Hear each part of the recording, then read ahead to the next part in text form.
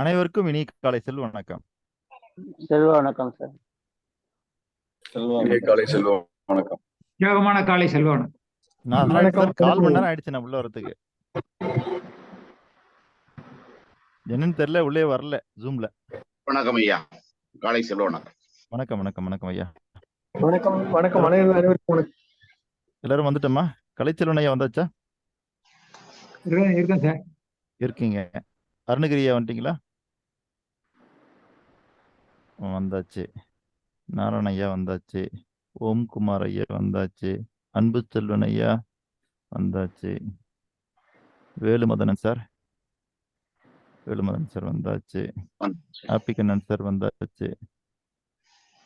Happy Kannan sir வந்தாச்சா? Sir வந்துட்டேங்க sir. சரி சரி. லக்ஷ்மி அம்மா வந்துட்டாங்களா? இல்லை. திலகம்மா வந்தாச்சு. மேஜர் நாராயணன் சார் வந்தாச்சா? சிவபாலன் சார் வந்துட்டீங்களா? வந்தாச்சு. ஓகே வந்தாச்சு. ரங்கராஜன் சார் வரல.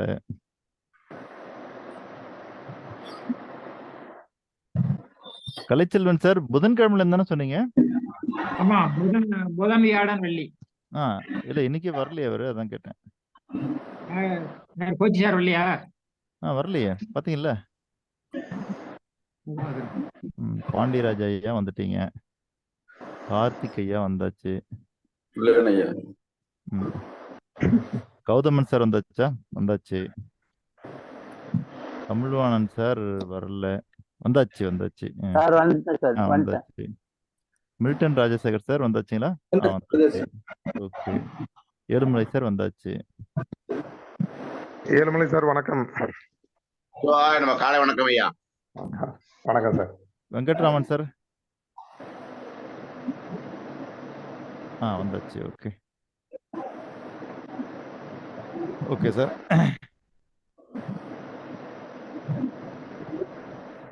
இன்னைக்கு கண்ணை மூடி உட்கார சொல்ல போறேன்னா இல்ல, ஃப்ரீ. சரி.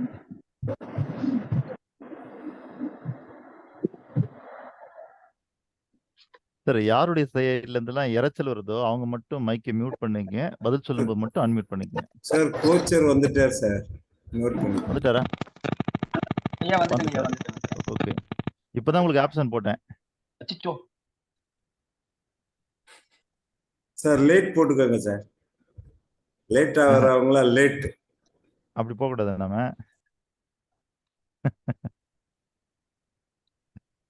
சில தொழில்நுட்ப காரணமாக உள்ள வர லேட் ஆயிருக்கு. அதை நீங்களே சொல்லிட்டீங்க. அதுக்கு எல்லாத்துக்கும் பொருந்தும். அதனால இந்த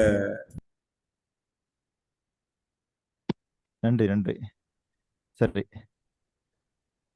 யாராவது ஒருத்தர் சுருக்கமா முதல் நாள், 2வது நாள், 3வது நாள் என்ன பார்த்தோம்னு சொல்ல முடியுமா? முதல் நாள் என்ன படம் பார்த்தோம்? பின் பாயிண்டா முதல் 5 நிமிஷம் நம்ம அமைதியா இருந்து இல்ல, அதெல்லாம் ஓகேங்க. அதை நம்ம செயல்பாடு பண்ணது அதெல்லாம் விட்டுருங்க. அந்த மொத்த சப்ஜெக்ட் எதை குறித்தது? இல்ல, ஆழ்மன, விளிம்பு மனம், மைய மனம், இதை குறிச்சுதான். வேற முதல் நாள் மீட்டிங்களுடைய ரூல்ஸ் சொன்னோம் ஐயா. அது அறிமுக வகுப்பு. 2ஆம் நாள் தான் விழிப்பு மனம், மைய மனம். சார் மனதில் உருவான எண்ணங்கள் சார். இல்ல, முதல் நாள் ரொம்ப முக்கியமான விஷயம். அதான் கேக்குறேன் நானு. அதை மறந்துடக்கூடாது. டாமினேஷன், நம்மள மனசை டாமினேட் பண்றது, நம்மள டாமினேட் பக்கத்துல நெருங்கிட்டீங்க இன்னும் கொஞ்சம். சார் நான் பேசுறது கேக்குதுங்க சார்? கேக்குதுங்கம்மா, கேக்குது, சொல்லுங்க சார். நான் செல்வந்தன் என்பது முதலில் என் மனதில் இருக்க வேண்டும். ஓகே, நான் சொல்லிடுறேன் பாருங்க. மனம் இனம் மொழி. முதல் நாள் என்ன நீங்க மனசுல வைக்கணும்னா,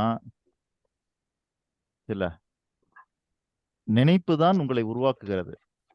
நினைப்பு தான் நீங்கள். அந்த நினைப்பு தான் முதல் நாள் பாடம். அதான் சொல்ல வரேன். அதை மறந்துடக்கூடாது. நம்ம எப்பயுமே என்ன பண்றோம்னா, நம்ம சுத்தி அலங்காரம் பண்ணக்கூடிய உதாரணங்கள்ல மனசுல வச்சுக்கிட்டு கரைச்ச கருப்பொருளை மறந்துடக்கூடாது.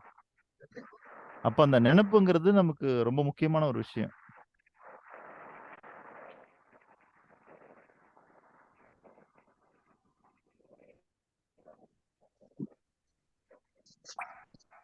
அப்போ அத பத்தி தான் நான் இன்னைக்கு எல்லாம் பேசணும். அந்த நினைப்புல வந்து எது முதன்மையாக இருக்கணும் அப்படின்றது தான் டாமினேஷன் தாட்.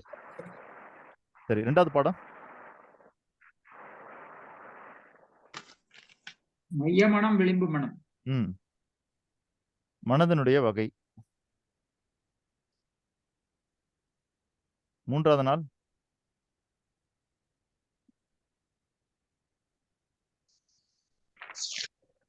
நேற்று என்ன பார்த்தோம்? ஐயா ஏழுமலை ஐயா வந்துட்டீங்களா? Sound, light, heat. மனதை இயக்கும் கருவிகள். அதாவது முதலில் உருவான உயிர் உலகத்துல அதுக்கு முக்கியமானது சவுண்ட், லைட், ஹீட்னு பேசணும் ஐயா. சொன்னீங்க. அதெல்லாம் சரிதான். ஆனா நீங்க எல்லாருமே இப்ப எப்படி இத குறிச்சு வச்சுக்கணும்னு கேட்டீங்கன்னா, மனதின் வகை. மனதின் வகை. சரிங்களா? இல்ல, மனதின் வகை 2வது நாள் எடுத்த பாடம். 3வது நாள் நம்ம எடுத்த பாடம் என்னன்னா, மனதை இயக்கும் கருவிகள். சரிங்களா? சவுண்ட், லைட், ஹீட் அப்படிங்கிறது 3 மனதை இயக்கக்கூடிய கருவிகள். ஓகே. இப்ப நாம 4வது நாள் என்ன பார்க்க போறோம்னா, மனம் என்றால் என்ன?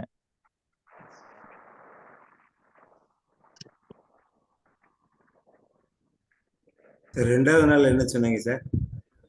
மனதின் வகை. மனதின் வகை. மனதின் வகைகள். என்ன? ஒன்றுக்கு மேற்பட்ட மனம். முதல் நாள் தலைப்பு மனம். நினைப்பு தான் நீங்கள். நினைப்பு. நினைப்பு.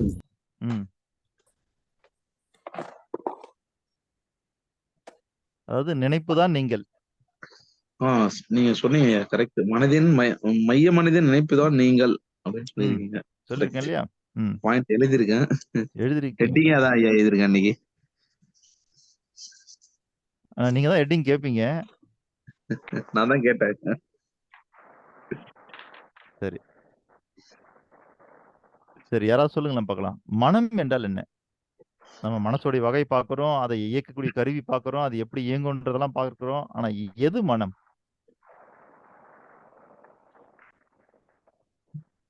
இன்னைக்கு தலைப்பு வந்து சார் சொல்லுங்க சார். ஏன்னா எது ரேடியேட்டர்னு தெரியலன்னா நீங்க ரேடியோக்குள்ள தண்ணி ஊத்திடுவீங்க. மனிதனுடைய பிரெயின் தான் வந்து மனம் சார். இல்ல, அதுக்குதான் பிரெயின் ஒரு பேர் இருக்குது.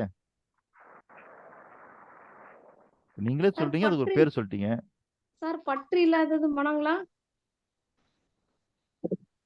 அதுதான் எதுன்னு கேக்குறேன். பற்று இல்லாதது மனம்னா எது பற்று இல்லாததுன்னு கேக்குறேன். நம்ம ஆன்மாவை சொல்லலாங்களா? ஆன்மா வேற. ஏன்னா நம்ம ஏற்கனவே 5-in-1ல ஆன்மாவை தனிப்பொருளா பார்த்திருக்கோம். சார், எங்கே எண்ணங்கள் தோன்றுகிறதோ அது மனம் சொல்லலாமா? என்னங்கய்யா? எங்கே எண்ணங்கள் தோன்றுகிறதோ, நினைவுகள் தோன்றுகிறதோ அது மனம். அதாங்க, எங்க என்ன தோன்றது மனம். அது அப்படின்னா என்ன? மனம் என்பது ஒரு ஒரு பொருள்னு வச்சிருந்தா அந்த பொருளுக்கு வந்து இன்னொரு இடம் மூலமா இன்புட் பண்ணா அது இயங்கும் அப்படின்னு வச்சுக்கலாமா? அதாவது அது டைரக்டா தனியா இயங்காது. அது ஏதாவது ஒரு இன்னொரு இதோட இயங்கக்கூடிய ஒரு பொருள் அல்லது ஒரு அமைப்புன்னு சொல்லிக்கலாம். இல்ல சார், அதெல்லாம் நம்ம பார்த்துட்டோம். அது தனியா இயங்காது, அது சார்ந்துதான் இயங்குன்றதெல்லாம் நம்ம ஏற்கனவே பார்த்துட்டோம். அது எது மனம்னா என்ன சார்? ஒரு கற்பனைய ப்ராசஸ் பண்ணி ஒரு பொருளா ஒரு வடிவமா கொடுக்கறது தான் மனம்.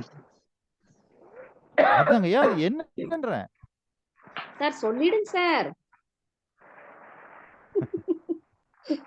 சரிங்களா? அதாவது காவிரி ஆறு உற்பத்தி ஆகக்கூடிய இடம் தான் காவிரி ஆறு உற்பத்தி ஆகக்கூடிய இடம். கருத்து கரு உருவாகிறதுல இருந்து தாய் மூலியமா அந்த குழந்தைக்கு வந்து எண்ணங்கள் போய் சேருது, உள்ளீடா போய் சேருது, இல்ல தாய் வழியா. சரிங்க பிறகு வந்து இந்த குழந்தை பிறந்ததுல இருந்து பார்க்கறது, கேட்கறது, ஸோ மற்ற சரௌண்டிங்ல என்ன நடக்குதோ அது எல்லாமே உள்ளீடா போயிட்டு ம் அது அந்த எண்ணெய் குவியல்கள் தான் வந்து மனமாக ம் வெளிப்படுது அப்படின்னு நினைக்கிறேன் சார். நன்றிங்க. சரி, இன்னைக்கு நம்ம அதுக்கு ஒரு பேர் வச்சிருவோம். கொஞ்சம் பெரிய பேரு தான் அது. சரிங்களா? ஏன்னா அது ஒரு வார்த்தையில, ஒரே வார்த்தையில அதை வந்து சொல்ல முடியாது. அப்படி ஒரு வார்த்தையில சொல்றதா இருந்தா அது மனம்தான். சரிங்களா? ஒரு வார்த்தையில சொல்றதா இருந்தா அது மனம். ஆனா அது என்ன அப்படின்னு கேட்டீங்கன்னா, அதுக்கு நம்ம இப்போ ஒரு டெஃபினேஷன் கொடுத்துடலாம். அதுதான் மனம். என்ன அந்த டெஃபினேஷன் அப்படின்னா, புலனறியா உணர்வு குவியலின் இருப்பு நிலை அடையாளம் தான் மனம். சார் புலனறியா புலனறியா உணர்வு குவியலின் சார் சொல்லுங்க சார். புலனறியா ஆ. உணர்வு குவியலின் உணர்வு குவியல். உணர்வு குவியலின் இருப்பு நிலை அடையாளம் தான் மனம். உணர்வு குவியலின் புலனறியா உணர்வு குவியலின் இருப்பு நிலை அடையாளம் தான் மனம்.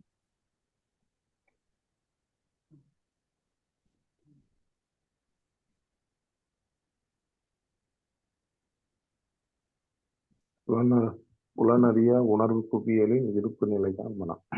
இருப்பு நிலையில இருப்பு நிலையை அடையாளம் தான் மனம்.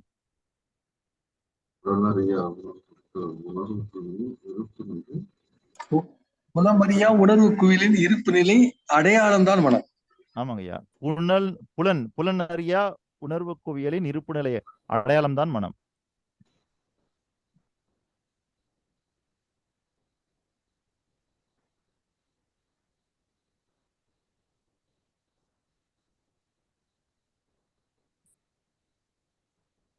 புரிஞ்சுதுங்களா? இப்ப இதை கொஞ்சம் விளக்கமா பார்ப்போம். ஏன் புலனறியா அப்படின்னு சொல்லணும்னா, ஏன்னா நீங்க புலன்கள் மூலியமாகவும் உணர முடியும். சரிங்களா? ஆகவே நீங்க ஐம்புலன்கள் வழியாக நீங்கள் 5 விதமான உணர்வுகளை எடுத்துக்கொள்கிறீர்கள். சரிங்களா? அப்போ ஐம்புலன்கள் வழியாக நாம் என்ன பண்றோம்? 5 வகையான உணர்வுகள் நமக்குள்ள போகிறது. அந்த 5 உணர்வுகளைத்தான் நாம 5 அறிவுங்கிறோம். இந்த புலனறியா உணர்வு குவியல் இருக்கு பாருங்க, இதை வைத்துத்தான் நாம் 6வது அறிவுன்றோம்.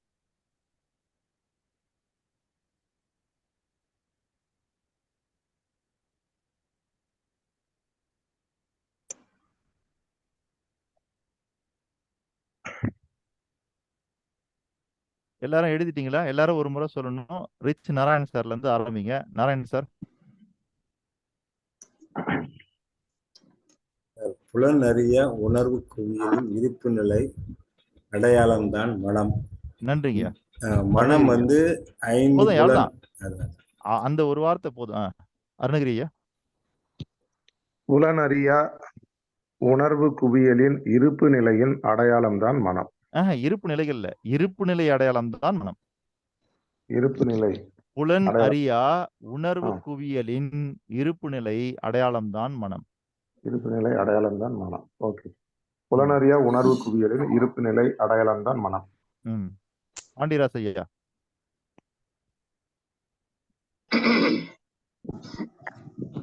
வணக்கம். புலன் அறியா உணர்வு குவியல் இருப்பு நிலை அடையாளம் குவியல் இல்ல, உணர்வு குவியலின். ஐயா, புலன் அறிய உணர்வு குவியலின் இருப்பு நிலை அடையாளம் தான் மனம். நன்றிங்க. ஓம்குமார் சார். புலன் அறியா உணர்வு குவியலின் இருப்பு நிலையின் தான் அடையாளம் தான் மனம். இருப்பு நிலைதான் இல்ல, இருப்பு நிலை அடையாளம் தான் மனம்.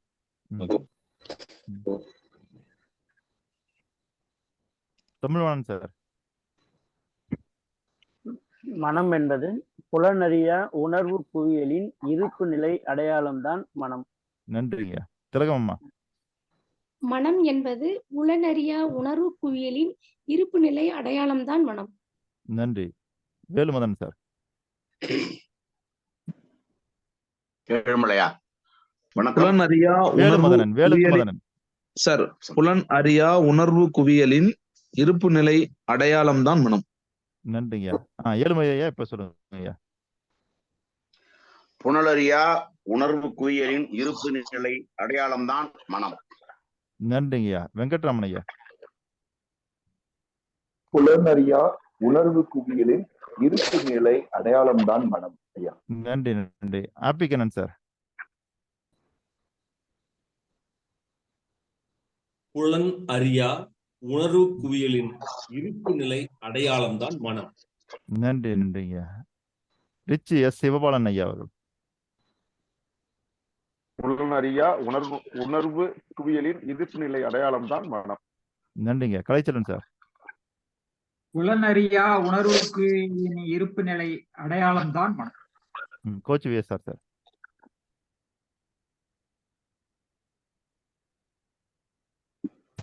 புலனறியா உணர்வு குவியலின் இருப்பு நிலை அடையாளம்தான் மனம்.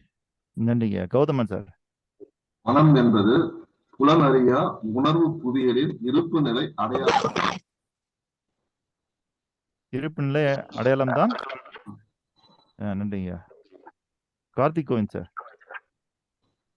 புலனறியா உணர்வு குவியலின் இருப்பு நிலை அடையாளம் தான் மனம்.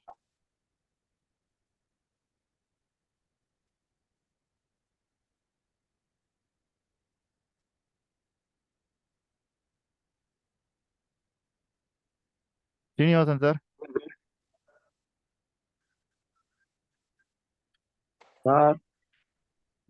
நீங்க பயிற்சியில கலந்துக்கிறீங்களா? கலந்துக்கிறேன் சார். இல்லையா, கலந்துக்கிறது இருந்தா என் கூட ஒரு வருஷம் தொடர்ந்து பயணம் பண்ணணும். சரிங்க சார். அதுக்காக கேட்கிறேன்.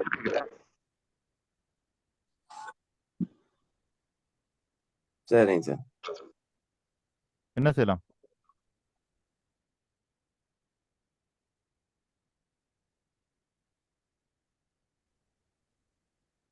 ஏன்னா நம்மளுடைய வள்ளுவம் காட்டும் செல்வ சிந்தனை இருக்கு பாருங்க, அதை நீங்க எப்போனாலும் வரலாம், எப்போனாலும் போகலாம். சரிங்க. இது பயிற்சி நிகழ்ச்சி, இதுல அப்படி வர முடியாது நாம. சரிங்க. என்ன செய்றீங்க? கலந்துக்கிறேன் சார். இல்ல, கடந்த 3 நாட்களா வரலையே, அதான் கேட்கிறேன். வரல சார். தொடர்ந்து வரீங்களா அப்போ? வரேன் சார். சரி, ஓகே. அப்ப வீடியோ ஆன் பண்ணுங்க.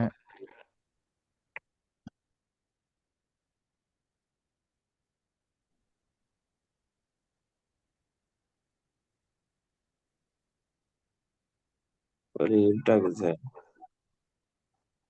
இருட்டா இருக்கிற இடத்துக்கு வெளிச்சம் கொடுக்கறதுக்கு தான் நான் வந்திருக்கிறேன். ஆன் பண்ணுங்க நீங்க. சரிங்க சார்.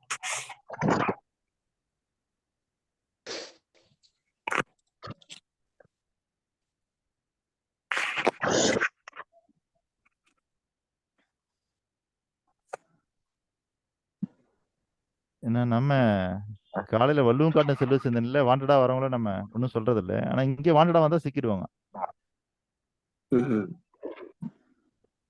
எங்க வீடியோ ஆன் பண்ணுங்க. ஐயா வந்து கோயிலுக்கு போறாரு, சபரிமலை கோயிலுக்கு. அதனால வந்து நான் வீடியோ ஆன் பண்ண முடியல. இல்ல, ஆன் பண்ணிட்டேன். இருக்குல்ல, லைட் போட்டுங்க. ஆன் பண்ண அப்படிதான் சார். அப்படியா? இல்ல, அது அவரு செட் பண்ணி வச்சிருக்கிறாரு. எதனால லைட் இல்லையா? எதனால? இது மாதிரி தான் வருது, ஆன் பண்ணிட்டேன். சரி, இல்லைங்க, உங்க இடத்துல லைட் இல்லையா? ஃப்ரண்ட் கேமரா ஒர்க் ஆகலன்னு நினைக்கிறேன் சார். அதுக்கு சரி, தயவு செய்து பயிற்சியில கலந்து கொள்ள விரும்புபவர்கள் தொடர்ச்சியாக வாருங்கள், சரியான நேரத்திற்கு வாருங்கள். ஏன்னா நீங்க நேரம் தவறி வந்தீங்கன்னா மற்றவங்களுடைய நேரமும் சேர்ந்து கெட்டு போகுது அப்படின்றத கொஞ்சம் புரிஞ்சுக்குங்க. சரிங்களா? அதனால முடிஞ்ச அளவுக்கு சரியான நேரத்தில் உள்ள வந்துட பாருங்க.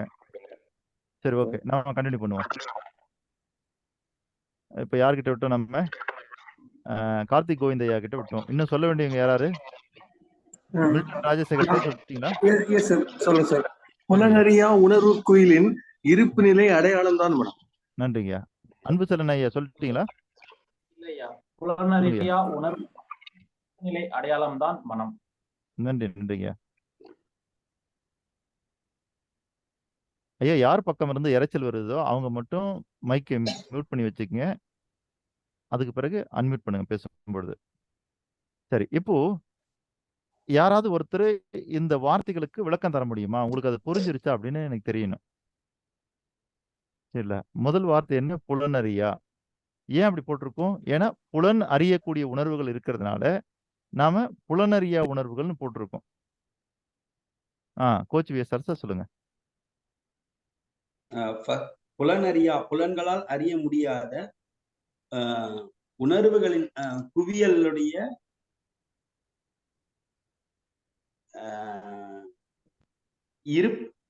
அது எங்க உருவாகுதோ அதனுடைய அடையாளம் தான் மனம்.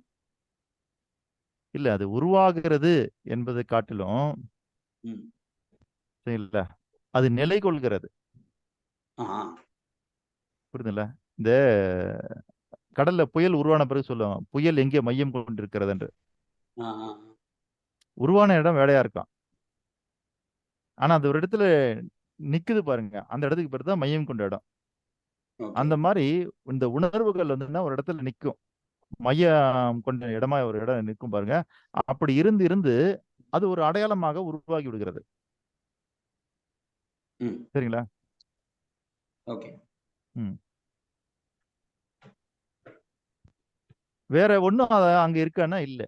இது எப்படி தோன்றியது அப்படின்னு நம்ம பார்க்கும் பொழுது நாம இந்த உலகத்துல இருக்கிற பொருட்களை எல்லாம் ரெண்டா பிரிக்கலாம். எப்படின்னா, உயிர் உள்ள பொருட்கள், உயிரற்ற பொருட்கள். சரிங்களா? உயிர் உள்ள பொருட்கள், உயிரற்ற பொருட்கள். அப்போ ஒரு பொருள் உயிர் இருக்கின்றது அல்லது உயிரற்றது என்பதற்கான மிகப்பெரிய அறிகுறி என்ன?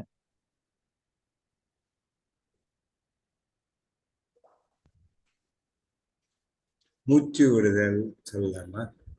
இல்லையே, மூச்சு விடாமலே வாழக்கூடிய உயிர்களும் இருக்குது. இயங்குவது. மனம் தான் இயங்கக்கூடியது. என்னங்கய்யா? இயங்கக்கூடியது மனம் இருந்தாலும் உயிர் உள்ளது. அப்படி இல்ல சார், அப்படியும் சொல்லிட முடியாது நாம. அப்படியும் சொல்ல முடியாது சார். இல்ல, அதாவது இயங்கக்கூடியது இல்ல, எல்லாமே இந்த உலகத்துல இயங்குது. எண்ணங்கள் வந்து நம்ம ஒவ்வொரு இதா வந்து எக்ஸ்பெண்ட் ஆகிட்டே போயுங்க சார். அதான் நீங்க என்ன பார்க்கணும்னா, உயிர் உள்ளது, உயிரற்றது. இப்போ உயிர் இருக்கிற பொருள் நமக்கு தெரிஞ்சு போச்சு. இரண்டாவது, உயிர் இருந்தால் அதனுடைய அறிகுறி என்னவென்றால் உணர்வு. உயிர் இருந்தால் அங்க உணர்வு இருக்கும்.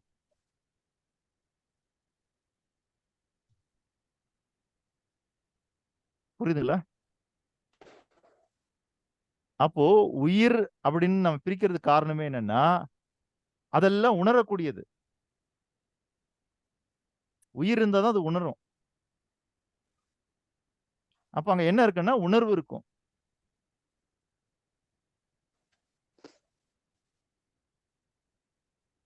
திடப்பொருள் திரவப்பொருள் சொல்லலாமா? என்னங்கய்யா? திடப்பொருள் திரவப்பொருள். அப்படி சொல்லக்கூடாது. அதாவது என்னன்னா, உயிர் இருந்தால் அதிலே உணர்வு இருக்கும். அப்போ மிகப்பெரிய அறிகுறி என்ன? உயிர் உள்ளவைக்கும் உயிர் அற்றவைக்கும் இருக்கிற மிகப்பெரிய அறிகுறியே இந்த உணர்வு தான். உயிர் இல்லைன்னா அது உணராது. சரிங்களா ஐயா? புரியுதுங்களா?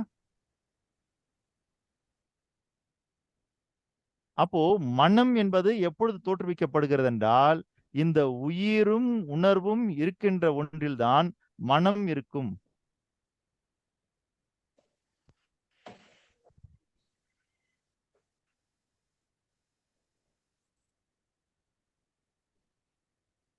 உயிரும் உணர்வும் இருக்கின்ற ஒன்றில்தான் மனம் இருக்கும். அப்படி என்றால் இந்த உலகத்தில் உள்ள உயிர் உள்ள எல்லாமே உணர்கிறது. உணர்கின்ற எல்லாவற்றிற்குள்ளும் மனம் இருக்கிறது என்பதுதான் நிதர்சனம். ஓ சார், எனக்கு ஒரு டவுட். இந்த உணர்வுன்னு சொல்றது மனித இனத்துக்கு மட்டும்தான் இருக்குமா? விலங்குகள் நீங்க சொன்ன மாதிரி 4 அறிவு 3 அறிவு 1 அறிவு வரை உள்ள ஐயா, நீங்க அறிவுன்னு சொல்றதே உணர்றதுதான். அறிவு உணர்வும் இணைந்ததுதான் மனம். அப்படி இல்லைங்கய்யா, உணர்வு இருந்தாதான் உங்களால அறியப்பட முடியும். நீங்க அறிவுன்னு எதோ ஒண்ணு சொல்றீங்க பாருங்க, ஒரு அறிவுன்னு. அப்படின்னு என்ன அர்த்தம்னா, அது ஒரு உணர்ச்சியை வச்சு அதை அறிந்து கொள்கிறது. அதுதான் ஓரறிவு. உயிர் உள்ள செடி கொடி மரம் அதுக்கு ஆமாங்க ஐயா, வருங்களா சார்? எல்லாத்துக்குமே உணர்ச்சி இருக்குங்க ஐயா. சரிங்க சார். நாம அதை வந்து எளிதா கண்ணுல பாக்குற செடி என்னன்னா தொட்டால் சுருங்கி செடி. மத்த செடிலாம் ரியாக்ட் பண்றது தெரியாது, இது தொட்ட உடனே ரியாக்ட் பண்ணுது. எல்லா செடிக்குமே ரியாக்ஷன் இருக்கு சார். இல்ல அதுதாங்க ஐயா நான் சொல்ல வரேன். மத்த செடிக்கெல்லாம் நம்ம கண்ணுக்கு தெரியறது இல்ல, இது தொட்டா அது சுருங்குது, இது அதனால உடனே நம்ம கண்ணுக்கு ரெடி தெரியுதுன்னு சொல்றோம். ரெஃபரன்ஸா கிடைக்கிறது இந்த புரியுதுங்களா? அப்போ உயிர் எதுக்குள்ள இருக்குதோ அதுக்குள்ள கண்டிப்பா உணர்வு இருக்கும். உணர்வு எதுக்குள்ள இருக்குதோ, உயிரும் உணர்வும் எதுக்குள்ள இருக்குதோ அதுக்குள்ள கண்டிப்பா மனம் இருக்கும்.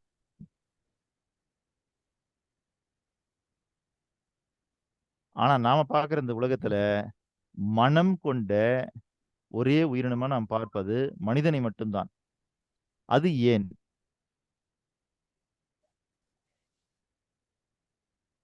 எல்லாத்தையும் விட ஒரு அறிவு எக்ஸ்ட்ரா இருக்கு, அதனாலதான் மனிதனை பார்க்கிறோம். என்ன எக்ஸ்ட்ரா இருக்குது சொல்லுங்க. ஆறாவது அறிவுன்னு சொல்லியிருக்கிறாரு. அப்படிதான் ஒரு சபையில வந்து புலவர்கள் எல்லாம் எக்ஸ்ட்ரா எங்களுக்கு அறிவு இருக்கு அப்படின்னாங்க. அப்பதான் அவ்வை கேட்டா, சரிங்களா, என்ன கேட்டாங்கன்னா, தூக்கணாங்குருவி கட்டக்கூடிய கூடு உன்னால கட்ட முடியுமான்னு கேட்டா. தேன் கூடு கட்டக்கூடிய கூடு உன்னால கட்ட முடியுமா? சிலந்தி பின்னக்கூடிய வலை உன்னால் பின்ன முடியுமா? கரையான் கட்டக்கூடிய புற்று உன்னால் கட்ட முடியுமான்னு. அப்புறம் என்ன உனக்கு அறிவு அதிகமா இருக்குது? ஒவ்வொருத்தருக்கும் ஒவ்வொரு தனிச்சிறப்பு மாதிரி மனிதனுக்கு அதெல்லாம் கட்ட முடியாத ஒரு சிறப்பு. கட்ட முடியாத ஒரு சிறப்பா? ஆமா, அதெல்லாம் கட்டக்கூடிய சிறப்பு, அதெல்லாம் நம்மளால கட்ட முடியாத அது ஒரு சிறப்பு தானே. அப்ப எது உங்களுக்கு அதிகமா இருக்குன்னு நீங்க சொல்ல வரீங்க? அவர் நீங்க அவர் எதை 2 அறிவு 3 அறிவுன்னு பிரிச்சு வச்சிருக்கீங்களோ அதனால முடிஞ்ச ஒரு விஷயம் கூட நம்மளால முடியலையே.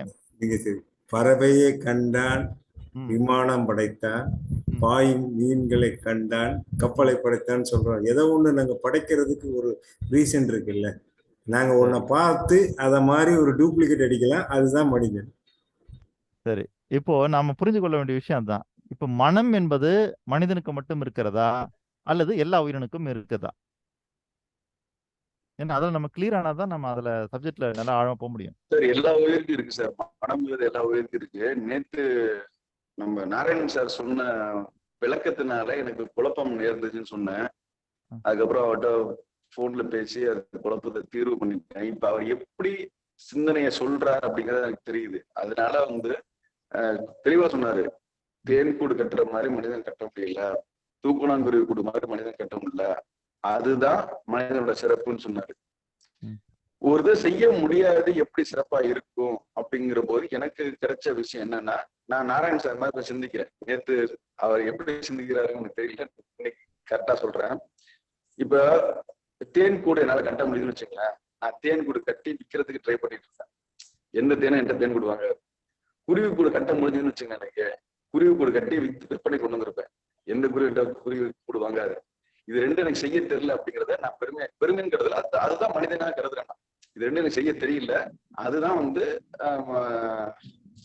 மனிதன் அப்படின்னு நான் பாக்குறேன். ஏன்னா இந்த உலகத்துல சார் இல்ல அதெல்லாம் நீங்க பெருமையா பாருங்க, நான் தப்பு சொல்ல வந்து நான் வந்து அதெல்லாம் பெருமையா பாருங்க, நான் அதை தப்பு சொல்ல வரல. ஆனா நம்ம ஒவ்வொரு வார்த்தைக்கான பொருளை வந்து நம்ம வந்து சரியா விளங்கிக்கணும் அப்படிங்கிறது தான் நாம இந்த முயற்சி எடுக்கிறோம். இல்ல சார், இப்போ நாராயண புரிஞ்சுக்கிட்டாரு, நீங்க ஒரு மாதிரி புரிஞ்சுக்கிட்டீங்க அப்படின்றதெல்லாம் இருந்தாலும் கூட இங்க இருக்கிற எல்லாருக்குள்ளரையும் வந்துன்னா ஒரு வார்த்தை குறித்து ஒரே விதமான ஒரு புரிதலை நான் கொண்டு வரணும். அப்பனா நான் தொடர்ந்து உங்களை பயணம் கொண்டு போக முடியும். சரிங்களா? அதுக்கான முயற்சி தான் இருக்கிறேன். அப்படி பண்ணிக்கலாமா சார்? அவங்க சரி, ஓகே. நான் என்ன சொன்னேன், அந்த சப்ஜெக்டுக்குள்ள நம்ம திரும்ப விரிவா நம்ம பார்ப்போம். இப்போ நமக்கு தெரிஞ்சுக்க வேண்டிய விஷயம் என்னன்னா, மனம் என்பது சில உயிர் இருக்கின்ற உணர்வு இருக்கின்ற ஒரு இடத்தில் தான் அது இருக்கும். சரிங்களா? அப்போ இந்த உலகத்துல மனிதனுக்கு மட்டும்தான் மனம் இருக்கிறதா அல்லது எல்லா உயிரினங்களுக்கும் இருக்கிறதா என்பதுதான் கேள்வி. அப்போ எல்லா உயிர்களுக்குள்ளும் இருக்குதுன்னு நம்ம தஞ்சை சேர்ந்த கார்த்திக் கோவிந்தையா சொல்றாங்க. எல்லாருக்கும் எப்படின்னு தோணுது? எல்லாருக்கும் சார், உயிரற்ற பொருளுக்கு மனம் இல்லைங்க சார் அப்படின்னு எனக்கு தோணுதுங்க சார், என்னோட கருத்து. உயிரற்ற பொருளுக்கு மனம் இல்லைங்க சார். நான் உயிரற்ற பொருள் பத்தி பேசலையே. பேசல. நீங்க கவனமா இங்க கேட்கணும், கவனமா கிளாஸ்க்குள்ள இருக்கணும், உங்க மனம் இங்க இருக்கணும். சரியா? நம்ம இங்க என்ன சொல்லணும்னா உலகத்துல இருக்கிற பொருட்களை ரெண்டா பிரிக்கிறோம். ஒண்ணு உயிர் உள்ளது, ஒண்ணு உயிர் அற்றது. சில ரெண்டா பிரிச்சுட்டோமா? இப்ப அடுத்தது பாக்குறது அந்த உயிர் உள்ள பொருட்களுக்கெல்லாம் இருக்கக்கூடிய மிகப்பெரிய உணர்வு. அறிகுறி என்ன? உணர்வு. சரிங்களா? அப்படின்னா உணர்வு. அப்ப உயிர் இருக்கிற இடத்துல கண்டிப்பா உணர்வு இருக்கும். எல்லாத்துக்குமே உணர்வு இருக்கே சார். சார், எல்லா உயிர் இருந்தா எல்லாத்துக்குமே உணர்வு இருக்கும். உணர்வு. உயிர் அற்றதுக்கு இருக்காது. ஆமா. அப்ப உணர்வும் உயிர் அப்போ இருந்தா உயிரும் மனம் இருக்கும். உணர்வும் இருந்தால் உயிரும் உணர்வும் இருந்தால் அங்கே மனம் இருக்கும். கரெக்ட். புரியுதுங்களா திலகம்மா? புரியுதுங்க சார், புரியுதுங்க சார். அப்போ உயிரும் உணர்வும் இருந்தால் அங்கே என்ன இருக்கும்? மனம் இருக்கும். சரி, இப்போ அதான் இப்ப என்னுடைய கேள்வி என்னன்னா, இந்த உலகத்துல இருக்கக்கூடிய உயிரினங்கள்ல மனிதனுக்கு மட்டும் மனம் இருக்கிறதா அல்லது எல்லா உயிரினங்களுக்கும் இருக்கிறதா? எல்லா உயிரினங்களுக்கும் மனம் இருக்கிறது. எல்லா உயிர்களுக்கும் இருக்கிறது. ஆனா இது வரைக்கும் எல்லா உயிர்களுக்கும் மனம் இருக்குன்னு யாருமே சொல்லலையே. எந்த புத்தகத்திலும் நம்ம படிக்கலையே. திலகம்மா மீட் பண்ண சொல்லுங்களேன். அவங்களுக்கு மட்டும் இறைச்சல் வந்துருக்கு. பேசும்போது அன்மியூட் பண்ணீங்க மேடம். உங்களுக்கு இறைச்சல் இருக்கு. அருணகிரி ஐயா, நீங்க ஏதாவது கேள்விப்பட்டிருக்கீங்களா?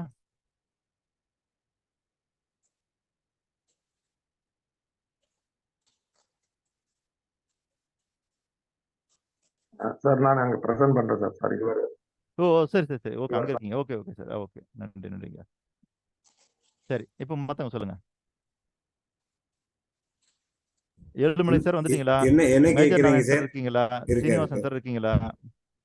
என்ன தயவு கேக்குறீங்க செய்து சார்? எல்லாரும் வீடியோல வாங்க. என்ன இருக்கீங்க? ஓகே, நீங்க என்ன கேட்டீங்க சார்? சரி. எல்லா உயிர்களுக்கும் மனம் இருக்கிறதா? எல்லா உயிர்களுக்கும் உணர்வு இருக்கிறது. இல்ல, எல்லா உயிர்களுக்கும் உணர்வு இருக்கிறது. ஆனா எல்லா உயிர்களுக்கும் மனம் இருக்கிறதா? சார், நீங்க தான் சொல்றீங்க உயிரும் உணர்வும் இருக்கிற இடத்துல மனம் இருக்கும்னு சொல்றீங்க. அப்போ எல்லா உயிருக்கும் இல்ல, உயிருக்கும் இப்போ நீங்க சொல்றது என்ன தெரியுமா? நீங்க தான் சொல்றீங்க. இல்ல கரெக்ட். நான் தான் சொல்றேன் அத. ஆனால் நீங்கள் அதை ஏற்றுக்கொள்ள முடிகிறதா? ஏற்றுக்கொள்கிறீர்களா? எல்லாம் ஏற்றுக்கொண்டுதான் இருக்கணும். ஏன்னா நீங்க சொல்ற மாதிரி உயிர் இருந்தா உணர்வு இருக்கு. அப்ப ரெண்டு இருக்கிற இடத்துல மனம் இருக்கும். அல்டிமேட்டா அதான சொல்றேன். அதுதாங்க ஐயா. இப்ப மனம் இருக்குன்றது நான் சொல்றேன். இது வரைக்கும் வேற புத்தகத்திலயோ வேற யாரோவாவது சொல்லி நீங்கள் கேள்விப்பட்டிருக்கிறீர்களா? இல்ல கேள்விப்பட்டிருக்க. சில விலங்குகளுக்கு மனம் உண்டுன்னு சொல்லுவாங்க. ஆனா எல்லாத்துக்கும் உண்டான்னு தெரியல. இப்போ நாய், பூனை எல்லாம் வளர்க்குறவங்க பாத்தீங்களா, அதுகளுக்கும் உணர்வு உண்டு, மனம் உண்டு. ஏன்னா நன்றி உணர்வோட இருக்குன்னு சொல்றாங்க. அப்போ உணர்வு இருக்கு, உயிர் இருக்கு. அப்ப அங்க மனம் இருக்குன்னு நாங்க புரிஞ்சுக்கிறோம். ஆனா நீங்க சொன்ன எல்லா உயிரும் உணர்வும் இருக்கிற இடத்துல எல்லாத்துலயும் மனம் இருக்குன்னு சொல்றீங்கல்ல, அது எங்களால ஏத்துக்கொள்ள முடியல. இது புதுசா இருக்கு இந்த கருத்து. நான் சில இதுல ஏத்துக்கிறேன். அதுதான் நான் சொல்ல வரேன். அதை ஏத்துக்கொள்ள முடியாத இடம் எங்கேயோ அங்க சொன்னீங்கன்னா தான் நான் கிளியர் பண்ண முடியும். மன்னிக்கணும் சார், மன்னிக்கணும் ஐயா. நாராயண சொன்ன கருத்தை நான் மாறுபடுறேன். ஒரு சின்ன ஒரு செடிக்கு கூட ஒரு மனம் இருக்கு. அந்த மனம் இருக்கிறதுனாலதான் அந்த செடி நம்ம வீட்டுல வளருதா இல்லாட்டி நம்ம வச்ச உடனே வளருதான்றது நம்ம பார்க்க முடியும். நம்ம கிட்ட பரிவு காட்டுற மிருகங்கள் ஒரு மனம் இருந்தாதான் நம்ம பக்கத்துல வரும். மனம் இல்லைன்னா வராது. நம்ம உணர்வுகளோட வெளிப்பாடு அதை பாக்குறோம். அது தனி சப்ஜெக்ட், அதை விட்டுருவோம். இப்போ மனம் இருக்கிறதுனாலதான் அது நம்ம சொன்ன பேச்சு கேட்குது. நம்ம அது கூட பக்கத்துல போக முடியுது. யானை மாதிரி ஒரு மிருகங்கள்கிட்டயும் நம்மளால அன்போட பழக முடியுது. அதுவும் நம்ம கிட்ட அன்பு காட்டுது. அப்படிங்கிறது உணர்வோட வெளிப்பாடா மனம், அது வெளிப்பாடா உணர்வு இருக்குன்றது என்னோட கருத்துயா. நன்றிங்கய்யா. அப்படியானால் எல்லாவற்றிலுமே மனம் இருந்தால் எல்லாமும் ஏன் மனிதனைப் போல தன்னுடைய வாழ்க்கையை தானே அமைத்துக் கொள்ள முடியவில்லை?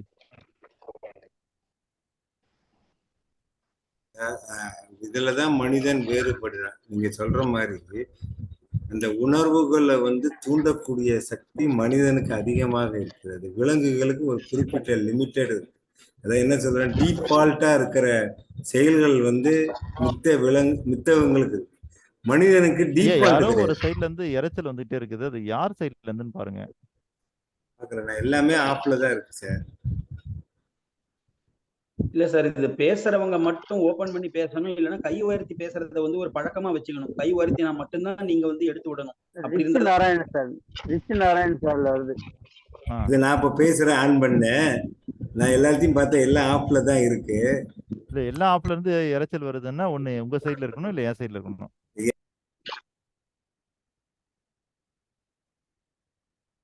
இல்ல சார், உங்க 2 உங்க பேருக்கு சைடுல ஓபன் சார். ஆகுது. இல்ல உங்க சைடு தான் வருது. ரிச் நாராயண் சார் வணக்கம் சார். டாபிக் இல்ல இது அன்பு வணக்கம் செல்வன் ஐயா. ஐயா, அன்பு செல்வன் ஐயா. ஜிஆர் அன்பு செல்வன் ஐயா அவருக்கு சேர்ந்து இறைச்சல் வருது. அவ்வளவுதாங்க ஐயா. நன்றி நன்றி ஐயா. சரி, சார் நான் ஏன்னா ஒன்று இது சொல்லட்டுமா சார்? ஏன் நான் உங்க கூட இப்படி டிஸ்கஸ் பண்ணி கொண்டு போயிட்டு இருக்கிறேன்னா, இந்த சப்ஜெக்ட் உங்க எல்லாருக்குமே கொஞ்சம் ரொம்ப புதுசா இருக்கும். புது சப்ஜெக்ட்னால உடனே பதியாது. சரிங்களா? தனுஷ் சொல்றது மாதிரி இது பார்த்தா பிடிக்காது, பார்க்க தான் பிடிக்குன்ற மாதிரி, இது கேட்ட உடனே தெளிவு வராது, கேட்க தான் தெளிவு வரும். அதனால தான் நான் உங்க கூட டிஸ்கஸ் பண்ணி கொண்டு போயிட்டு இருக்கேன். அப்போ நீங்க வந்து ஒரு விஷயத்துல ஸ்ட்ராங் ஆயிடணும். அது என்ன விஷயம்னா, உலகத்துல இருக்கிற பொருட்களை எல்லாம் நீங்க 2ஆ பிரிக்கலாம். ஒன்று உயிர் உள்ள தன்மை கொண்டது, ஒன்று உயிரற்ற தன்மை கொண்டது. Point number 1. பாயிண்ட் நம்பர் 2, உயிர் எங்கெல்லாம் இருக்குதோ அங்க கண்டிப்பா உணர்வு இருக்கும் அப்படிங்கிறது தான் அதனுடைய அறிகுறி. உயிர் இருக்கிறது நம்ம பிரிக்கிறது காரணமே உணர்வு கொண்ட காரணத்தினால்தான். அதனால எதுக்குள்ளேயாவது ஏதாவது ஒரு பொருளுக்குள்ள உயிர் இருக்குதுன்றதுக்கான அந்த அடிப்படை அறிகுறியே என்னன்னா உணர்வு தான். அப்ப உணர்வு இருந்தால் அதுக்குள்ள உயிர் இருக்குது, உயிர் இருந்தா அதுக்குள்ள உணர்வு இருக்குது. இது 2ம் இருந்தால் அங்கே மனம் இருக்கும். ஆனால் நாம பார்ப்பது இந்த உலகத்திலேயே மற்ற உயிரினங்களுக்கெல்லாம் தன்னுடைய வாழ்க்கையை தானே வடிவமைத்துக் கொள்ளக்கூடிய சில ஒரு வாய்ப்பு வழங்கப்படவில்லை. அது மனிதனுக்கு மட்டும்தான் வழங்கப்பட்டிருக்கிறது. அதற்கு காரணமே இந்த மனம்தான். ஆகவே இந்த மனதை கொண்டுதான் அவன் தன்னுடைய வாழ்க்கையை வடிவமைத்துக் கொள்கிறான் என்றால், எல்லா உயிருக்கும் மனம் இருக்கும் பொழுது ஏன் மனிதன் மட்டும் தான் வடிவமைத்துக் கொள்கிறான் என்றால் என்றால் எல்லாவற்றிற்கும் மனம் இருக்கின்றது. ஆனால் அது எந்த நிலையில் இருக்கிறது என்றால், சில உலகில் உள்ள உயிரினங்களில் பரிணாம வளர்ச்சியில் மனம் என்பது சில மிகவும் முதிர்ச்சி அடைந்து முழு பரிணாமம் கொண்டது மனிதனிடம் மட்டும்தான். எப்படி உயிர்கள் எல்லாம் பரிணாம வளர்ச்சி அடைந்ததோ அதே போல எல்லா உயிர்களிலும் இருக்கக்கூடிய மனமும் பரிணாம வளர்ச்சி அடைந்து கொண்டிருக்கிறது. அந்த வகையிலே பரிணாம வளர்ச்சியில ஒரு முழுமை பெற்ற ஒரு மனம் யாரிடம் இருக்கிறது என்றால் மனிதனிடம் மட்டும்தான் இருக்கின்றது.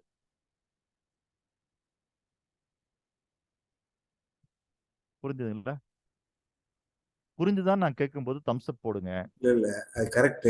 அப்போ வந்து மனிதன் மட்டும்தான் வந்து பரிமாண வளர்ச்சியில மனந்து செம்மையாயிருக்குன்னு சொல்றீங்க.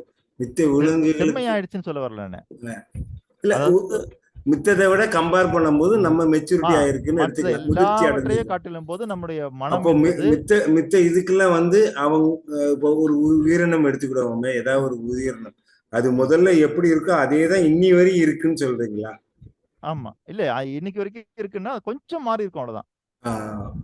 மனிதனை விட கம்பாரிசன் பார்க்கும்போது அது ஒரு 10%, நமக்கு வந்து ஒரு 90% எடுத்துக்கலாம். அந்த மாதிரி மாறி இருக்குன்னு சொல்றீங்க. ஓகே, சரிங்களா? அதுக்கும் மனம் இருக்கிறது. ஆனால் அந்த மனம் அப்படிங்கிறது பரிணாம வளர்ச்சியிலே எப்படி எல்லா உயிர்களும் பரிணாம வளர்ச்சியில் தோன்றி இன்று இந்த அளவுக்கு வளர்ந்திருக்கிறதோ, இப்ப மனிதன் என்பவன் யார்? அவன் இந்த பூமியில பிறக்கும் பொழுதே மனிதனா பிறந்துட்டானா? இல்ல. சரிங்களா? ஒரு செல் உயிர் இந்த உலகத்துல முதல்ல தோன்றி அதனுடைய பரிணாம வளர்ச்சியில் தான் பல உயிர்களாக அதை பல்கி பெருகி அப்புறம் குரங்காக மாறி குரங்கில் இருந்து மனிதன் வந்தான்றதை நம்ம சொல்றோம். சரிங்களா? அப்போ இது எல்லாவற்றையுமே நம்ம என்ன சொல்றோம்னா ஒரே வார்த்தையில குறிப்பது பரிணாம வளர்ச்சி. அதே போல எல்லா உயிர்களுக்குள்ளாரையும் மனம் இருந்தாலும் அந்த மனம் பரிணாம வளர்ச்சியில் மேலோங்கி இருப்பது மனிதனிடம் மட்டும்தான்.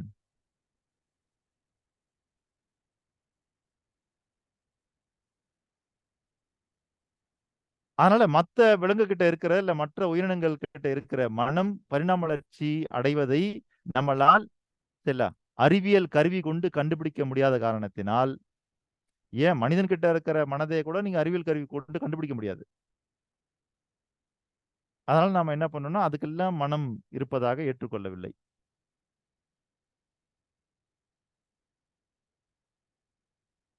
சரிங்களா? ஏன்னா நம்ம மனம்னா என்ன?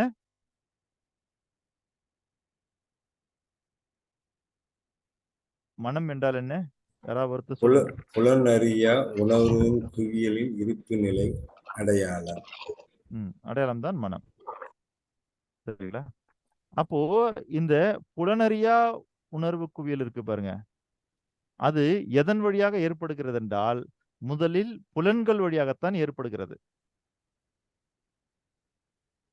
சரிங்களா? புலன்கள் வழியாக அறியப்பட்டு தான் நாம் என்ன பண்ணோம்னா புலனறியா உணர்வுக்குள்ள போகிறோம். ஆனா மற்ற உயிரினங்கள் எல்லாம் புலன்கள் வழியாக அறிந்து இன்னும் அது புலனறியா இடத்துக்கு போகல. சரிங்களா? ஒரு சிலது அங்கிருந்து கொஞ்சம் வந்திருக்குது.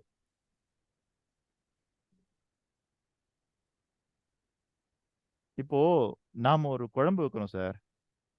சரிங்களா? அந்த குழம்புல என்னென்னமோ போடுறோம்.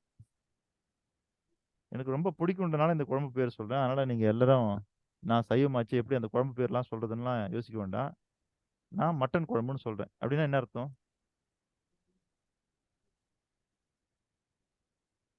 அப்ப அந்த குழம்புல மட்டன் மட்டும் இருப்பதா அர்த்தமா?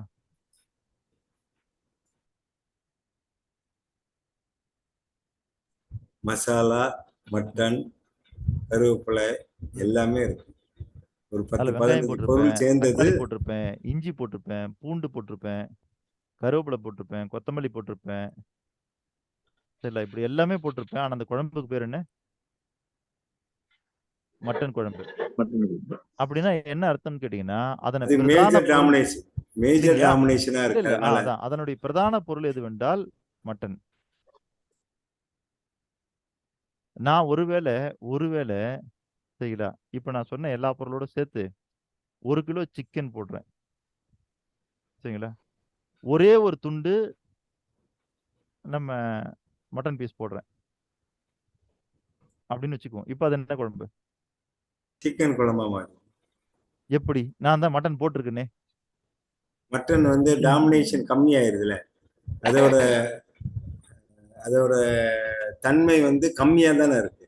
மேஜர் யாரோ அவங்கள தானே சொல்றோம். அதாவது அதிகமா யூஸ் பண்ற பொருள் பேரை தான் நம்ம யூஸ் பண்றோம். ஆனா உங்களால அதுல மட்டன் இல்லைன்னு மறுக்க முடியாது இல்லையா? சிக்கன் தான் டேஸ்ட் பண்ண முடியும். என்னங்கய்யா? அதிகப்படியா எந்த பொருள் இருக்கோ அதனுடைய சுவை தானே இருக்கும், மனம் தானே. இல்ல அது கரெக்ட் தான். நான் என்ன சொல்லுவேன்னா அதுல மட்டன் இல்லைன்னு மறுக்க முடியாதுல்ல நம்மளால. முடியாது. ஒரு பீஸ் இருக்கு. ஒரு பீஸ் இருக்கு அதுக்குள்ளார. அதே மாதிரிதான் இங்க என்ன விஷயம்னா மனம் அப்படின்றத மனிதனுக்கு மட்டும் இருப்பதாக பார்ப்பதற்கான காரணம் என்னன்னா மனிதனுடைய ஒட்டுமொத்த வாழ்க்கையினுடைய டாமினேஷன் யாருன்னா மனம்தான். மற்ற உயிரினங்களுக்குள்ள எப்படி இருக்குன்னு கேட்டீங்கன்னா இப்ப சிக்கன் குழம்புல இருக்கிற ஒரு பீஸ் மட்டன் மாதிரி அதுக்குள்ள மனம் இருக்கிறது.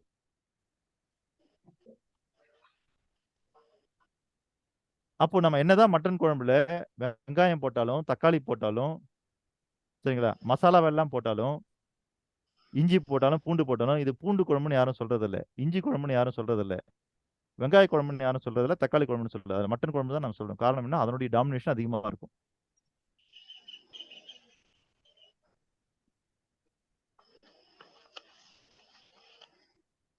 புரிஞ்சுங்களா? அந்த மாதிரி சரிங்களா, ஒவ்வொரு உயிரினத்தினுடைய அதனுடைய வாழ்க்கையை ஆய்வு செய்து பார்த்தால் சரிங்களா, எந்த உயிரினத்தினுடைய வாழ்க்கையை அதிகமாக ஒன்று டாமினேட் பண்ணுதோ அதை கொண்டுதான் அதை தீர்மானிக்கிறாங்க. அப்படி தீர்மானம் பண்ணப்பட்ட பொருள் தான் நமக்கு அந்த மனம். அப்போ மனிதனுடைய வாழ்க்கையை தான் அதிகமான அளவுக்கு இந்த மனம் டாமினேட் பண்ணுது. அதனால்தான் நாம் வந்து மனிதனுக்கு மட்டுமே அது இருப்பதாக பார்க்கின்றோம். சார் எனக்கு ஒரு சந்தேகம் சார். சொல்லுங்கய்யா. இப்போ வந்து எது அதிகமா டாமினேட் பண்றதுன்னு சொல்லி நீங்க வந்து அந்த மட்டன் குழம்பு உதாரணம் கொடுத்தீங்க. அதே நம்ம டீக்கு உதாரணம் எடுத்துக்கிட்டோம்னா அந்த டீல வந்து பால், தண்ணி, சர்க்கரை எல்லாத்தையும் கம்பேர் பண்ணும்போது நம்ம அந்த டீ தூளுங்கிறது கம்மியா தான் போடுவோம். ஆனா பேர் வந்து டீ வாங்கிட்டு போயிடும் சார். அதுல வந்து தண்ணின்னு பெறுவாங்க, அது பாலுன்னு பெறுவாங்க, சீனின்னு பெறுவாங்க. அது பட் கம்மியா யூஸ் பண்றது டீ தூள் தான் கம்மியா யூஸ் பண்ணுவோம், டீன்னு பேருவாங்க சார். இல்லைங்கய்யா, நீங்க கம்மியா யூஸ் பண்ணாலும் அப்படி அதனுடைய நீங்க கம்மியா எக்ஸ்ட்ராக்ட் தான் யூஸ் அதிகமா பண்ணா இருக்கு. கலர் மாறிடுதுல. கலர் மாறிடுதுல. டீ தூளை யூஸ் பண்ண டீ தண்ணி வந்து வடி தண்ணி கொஞ்சம் யூஸ் பண்ணணும், அதனுடைய பால் வெண்மை நிறத்துல மாறுதுல. அப்ப அதுதான் டாமினேஷன். டீ தூளோட ஆதிக்கம் அதிகமா இருக்கும். அந்த இல்லைங்கய்யா, நீங்க டீத்தூளுடைய டீ மனம் தூள் இருக்குல்ல, போட்டாலும் நீங்க டீ தூளை மட்டும்தான் அதுல இருந்து வெளியில எடுக்கிறீங்களே தவிர அதனுடைய எக்ஸ்ட்ராக்ட் ஃபுல்லா வந்துருது இல்ல. அது டீயுடைய ஆமா. மனம் தானே இருக்கு, பாலுடைய மனம் இல்லையே.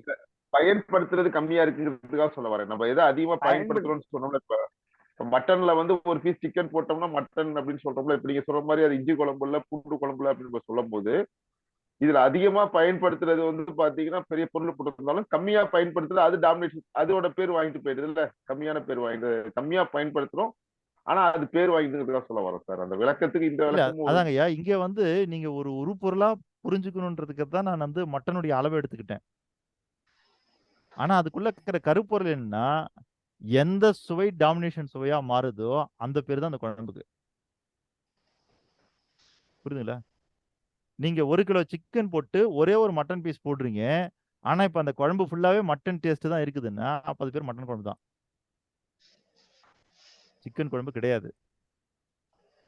இல்ல அதை இப்போ சொல்லி குழப்பம் வேணாம் அப்படிங்கிறதுக்காக தான் முதல்ல உங்களுக்கு உருப்பொருளா தெரியறதுல இருந்து நான் விளக்கம் கொண்டு போறேன். Right sir, right sir, right. Thank you sir, thank you. ஓகேங்களா? அப்போ நம்ம வாழ்க்கையில அதிகமான டாமினேஷன் எது அப்படின்னு கேட்டீங்கன்னா மனம். அதனால்தான் நாம வந்து மனிதனுக்கு மட்டும் மனம் இருப்பதாக பார்க்கின்றோம். ஓகேங்களா? அப்போ இப்ப நாம புரிஞ்சுக்க வேண்டியது, உயிர் இருந்தால் உணர்வு இருக்கும், உயிரும் உணர்வும் இருந்தால் மனம் இருக்கும். ஆனா அந்த மனம் எல்லாவற்றிற்குள்ளுமே ஒரே மாதிரி இருக்கிறதா என்றால் இல்லை. எல்லா குழம்புலையும் பூண்டை போட்டாலும் பூண்டு குழம்புன்னு ஒரு குழம்பு இருக்குது.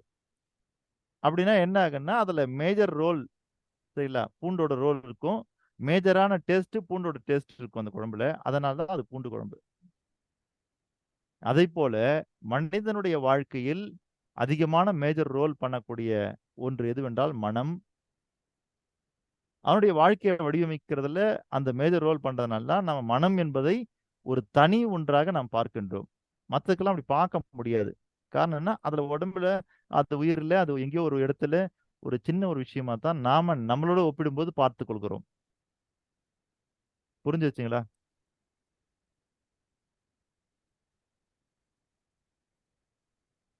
சரி, இப்போ மனம் என்றால் என்னன்னு பார்த்தோம். புலனறியா உணர்வு குவியலின் இருப்பு நிலை அடையாளம் தான் மனம். அது என்ன இருப்பு நிலை அடையாளம் அப்படின்னு கேட்டீங்கன்னா, இப்போ நீங்க ஒரு பதில் சொல்லுங்க எனக்கு. பஸ் ஸ்டாப்புக்கும் பஸ் ஸ்டாண்டுக்கும் என்ன வித்தியாசம்? நிறைய பஸ் இருக்கிறது bus depot, bus stand. Bus நின்னு போறது பஸ் ஸ்டாப். ஐயா, ஒரு பஸ்ஸுமே இல்லைன்னா கூட அது பேர் பஸ் ஸ்டாண்டு தான். அதாவது பயணிகள் இறக்கி விடுற இடம் வந்து பஸ் ஸ்டாப். பயணிகள் நிறைய ஏறக்கூடிய இடம் வந்து பஸ் ஸ்டாண்டா? இல்ல ஏறி இறங்குற இடம் வந்து பஸ் ஸ்டாப். புரியுதா? பஸ் நிக்கிற இடம் வந்து ரொம்ப நேரம் நிக்கிற இடம் வந்து பஸ் ஸ்டாண்டுன்னு சொல்லுவாங்க. ஐயா, ரொம்ப நேரம் நிக்குதா கொஞ்ச நேரம் நிக்குதான்னு இல்ல, அதாவது பஸ்ஸுக்குன்னு ஒரு இருப்பு நிலை இடம் எதுன்னா அதுதான் பஸ் ஸ்டாண்டு. அது அதுக்கான இருப்பு நிலை. அங்க ரொம்ப நேரம் நிக்கிறதாலும் சரி, கொஞ்ச நேரம் நின்னாலும் சரி. நீங்க பஸ் ஸ்டாப்ல 3 மணி நேரமா பஸ் ஸ்டாப்ல நிறுத்திட்டீங்கன்னு வச்சுக்கீங்க, அதனால பஸ் ஸ்டாண்ட் ஆயிடுமானா ஆகாது. புரியுதுங்களா? அப்போ இந்த இடத்துல வந்து என்னன்னா நம்ம பார்ப்பது பஸ் ஸ்டாண்ட் என்பது எல்லா ஊர்களுக்கும் செல்லக்கூடிய பஸ் எல்லாம் ஒரே இடத்தில் வந்து, சரிங்களா, இருப்பு கொள்ளக்கூடிய ஒரு இருப்பு நிலை அது. புரியுதுங்களா?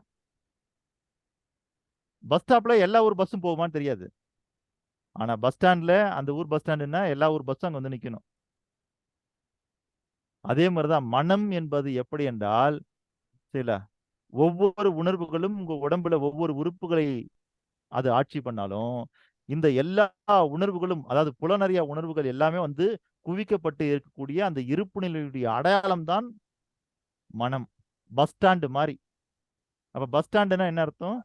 பஸ் வந்து இருக்கிறதுக்கான இருப்பு நிலைக்கான இடம் தான் அந்த பஸ் ஸ்டாண்டு. அந்த மாதிரி உங்களுடைய உணர்வுகளுடைய இருப்பு நிலையினுடைய அடையாளம் தான் என்னது? மனம். ஒருவேளை பஸ் ஸ்டாண்ட்ல இருக்கிற எல்லா பஸ்ஸும் வெளியே போயிடுச்சு சார், பஸ் ஸ்டாண்டே காலியா இருக்குது அப்படின்னாலும் அது பஸ் ஸ்டாண்டு தான். நீங்க உடனே சொல்ல முடியாது அது வெறும் காலி லேண்டு சார் அப்படின்னு. அதுல வேற எதுவுமே நீங்க கட்டடங்கள்லாம் கட்டவே இல்லை, எந்த கட்டடமும் கட்டல. வெறும் லேண்டா தான் இருக்குது. ஆனா பேருந்துகள் வந்து நின்று செல்வதற்கான பஸ் ஸ்டாண்டா நீங்க முடிவு பண்ணிட்டீங்கன்னா எல்லா பஸ்ஸும் அங்க வரும் போகும் வரும் போகும் வரும் போகும், வேற எதுவுமே வேண்டியது இல்லைங்க. பஸ் எல்லாம் வந்து ஒண்ணா இருந்து போனாலே போதுமானது, அது பஸ் ஸ்டாண்டு. சொல்லுங்க ஐயா. கார்த்திக் ஐயா. சார் வணக்கம். ஆக்சுவலா சார் உங்கள்கிட்ட ஏதோ ஒரு சிந்தனை இருக்குது, அதை வந்து ஒரு பாடத்திட்டமா எடுத்து எங்கள்கிட்ட சொல்லுன்ட்டு வந்து பல முயற்சிகள் இருக்கிறீங்க. இதுல வந்து பஸ் ஸ்டாண்டு பஸ் ஸ்டாப் அப்படின்னு நடைமுறையில உள்ள ஒரு வார்த்தையை வச்சுக்கிட்டு ஒரு விளக்கத்தை சொல்றீங்க. உண்மையிலே வந்து அந்த விளக்கம்னு பாத்தீங்க அப்படின்னா பஸ் ஸ்டாப்புக்கு என்ன தகுதிகள் இருக்குதோ அதுதான் பஸ் ஸ்டாண்டுக்கு இருக்கும். எங்க ஊர்ல புளியமரத்தடி பஸ் ஸ்டாப்னு சொல்லுவாங்க. அங்க பஸ் எதுவுமே இருக்காது, ஆனா அதுக்கு ஒரு நினைவு சின்ன புளியமரத்தடி பஸ் ஸ்டாண்டு, ஆலமரத்தடி பஸ் ஸ்டாண்டு இப்படிலாம் இருக்கும். சரி, பஸ் ஸ்டாப் இருக்கும். பாத்தீங்களா? இப்ப என்னன்னா பஸ் ஸ்டாண்டு பஸ் ஸ்டாப் இதுக்கு வந்து சரியான எக்ஸாம்பிளா இருக்காது அப்படிங்கறது எனக்கு கருத்துங்க. நீங்க என்னமோ சொல்ல வரீங்க, வேற ஏதாவது சொல்ல வரீங்க, அது மட்டும் எனக்கு புரியுது. ஆனா இந்த பஸ் ஸ்டாண்டு பஸ் ஸ்டாப் சொல்றதுனால நீங்க ரியலா என்ன சொல்ல வரீங்கன்னு எனக்கு தெரியல. சும்மா ஒரு கலோக்கியலா ஒரு எக்ஸாம்பிளா இல்லாம ரியல் எக்ஸாம்பிளா சொல்றீங்க. இல்ல, இந்த கலோக்கியல் எக்ஸாம்பிள் இருந்தா நீங்க புரிஞ்சுக்கணும், அதுக்காக தான் அது சொல்லப்படுது. அதாவது இந்த இடத்துல பஸ் ஸ்டாண்ட் அப்படிங்கறத நீங்க என்னவா பார்க்கணும்னா மனமா பார்க்கணும். பஸ் எதுன்னு கேட்டீங்கன்னா உணர்வா பார்க்கணும். சரி, அதுதாங்க சொல்லேன். உணர்வுகள் வந்து எந்த பக்கம் பயணம் பண்ணாலும் அதுக்கு வேற வேற பேருகள் இருந்தாலும் அது எல்லாம் ஒன்றாக ஒரு இடத்துல வந்து சரிங்களா ஒரு நிலை கொள்ளக்கூடிய இடம் எதுன்னா அது மனம். அதான் பஸ் ஸ்டாப் பஸ் ஸ்டாண்டுங்கிறீங்களா? Bus stand. ஓகே, சரி, அதுதான் இங்க சொன்னோம். புலன் அறியா உணர்வு குவியல்னு சொல்றோம். உணர்வு குவியலின் இருப்பு நிலை அடையாளம் தான் மனம். சார், நான் ஒரு சின்ன கேள்வி கேட்கிறேன். பஸ் ஏன் பஸ் ஸ்டாண்ட்ல நிக்குது? ஐயா, அதாவது நான் ஒரு விஷயம் புரிஞ்சுக்கிறதுக்காக உங்களுக்கு சொன்னா அது உங்களுக்கு புரியுதா? இல்ல சார், இப்ப பிரச்சனை என்னன்னா நீங்க என்ன சொல்ல வரீங்க அது ஸ்ட்ரைட்டாவே சொல்லுங்க. எனக்கு புரியும் நான் சொல்றேன். ஏன்னா நான் வந்து 2.5 சரி, உங்களுக்கு புரியும்னா இல்லைங்கய்யா, உங்களுக்கு புரிஞ்சிருச்சுன்னா நீங்க அமைதியா இருங்க, புரியாதவங்க புரிஞ்சுக்கிட்டோன்றேன். இல்ல சார், இப்ப நீங்க இந்த சொல்ற விளக்கம் இருக்கு பாத்தீங்களா, நீங்க என்ன சொல்ல வரீங்க புரிஞ்சுக்கிட்டது. இப்ப நேத்து வந்து நம்ம இவருக்கு நாராயணன் சார் நடந்த மாதிரிதான். கார்த்திக் சார், நான் ஒரு சிம்பிளா சொல்றேன். உங்களோட உணர்வு ஒரு இடத்துல நின்னா அது பேரு பஸ் ஸ்டாண்டு. உணர்வுகள் கொண்டு போய் மொத்த குவியல் வந்து பஸ் ஸ்டாப்ல வந்து ஒரு உணர்வு ஒரு இடத்துல நின்னா பஸ் ஸ்டாப்னு வச்சுக்கோங்க. ஒரு உணர்வோட குவியல் சேர்ந்தா பஸ் ஸ்டாண்டு. பஸ் ஸ்டாண்டுனா நிறைய பஸ் நிக்கிற இடம், நிறைய உணர்வுகள் இறங்குற இடம். ஒரு உணர்வு இறங்குற இடம் வந்து பஸ் ஸ்டாப். அவ்வளவுதான், அப்படி புரிஞ்சுக்கோங்க. அதாவது உங்களுக்கு தேவையான கேத்தாப்புல நீங்க பாருங்க. கான்செப்ட் அவர் என்ன சொல்ல வர்றாருன்னா, உணர்வு ஒரு உணர்வா இருக்கலாம், பல உணர்வா இருக்கலாம். ஒரு உணர்வு ஒரு ஸ்டாப்ல நின்றுச்சுன்னா அது ஒரு உணர்வு. உணர்வோட குவியல் வந்து பஸ் ஸ்டாண்ட் அப்படின்னு சொல்றாரு. அப்படி புரிஞ்சுக்கோங்க, ஈஸியா புரிஞ்சுக்கோங்க. நீங்க கன்ஃபியூஸ் பண்ணீங்கன்னா உங்களுக்கு விடையே கிடைக்காது. சார் சொல்ற கான்செப்டை எடுத்துக்கோங்க. ஐயா, நான் சொல்ற உதாரணம் மத்தவங்க எல்லாம் புரியுதா இல்ல உங்களுக்கு காம்ப்ளிகேட்டடா இருக்குதா? ரொம்ப தெளிவா இருக்கு ஐயா. புரியுதுங்க ஐயா. புரியுது. கார்த்தி ஐயா, அப்ப உங்ககிட்ட தான் ஏதோ பிரச்சனை. எல்லாருக்கும் புரியுது, உங்களுக்கு அது சரியா புரியல அப்படிங்கிற பொழுது நீங்க சரி பண்ணிக்கங்க. இல்ல சார், இது ரொம்ப அக்யூரஸா புரியுது சார். ஆக்சுவலி நானே மனசோட குவியலா மனசா பெரிய ஐயா ஒருத்தர் பேசுங்க ஐயா, ஒருத்தர் கார்த்திக் சார், நீங்க வீடியோ கட் பண்ணிட்டு ஆடியோல பேசுங்க, ஏன்னா சரியா கேட்கல உங்களுடைய பேச்சொலி.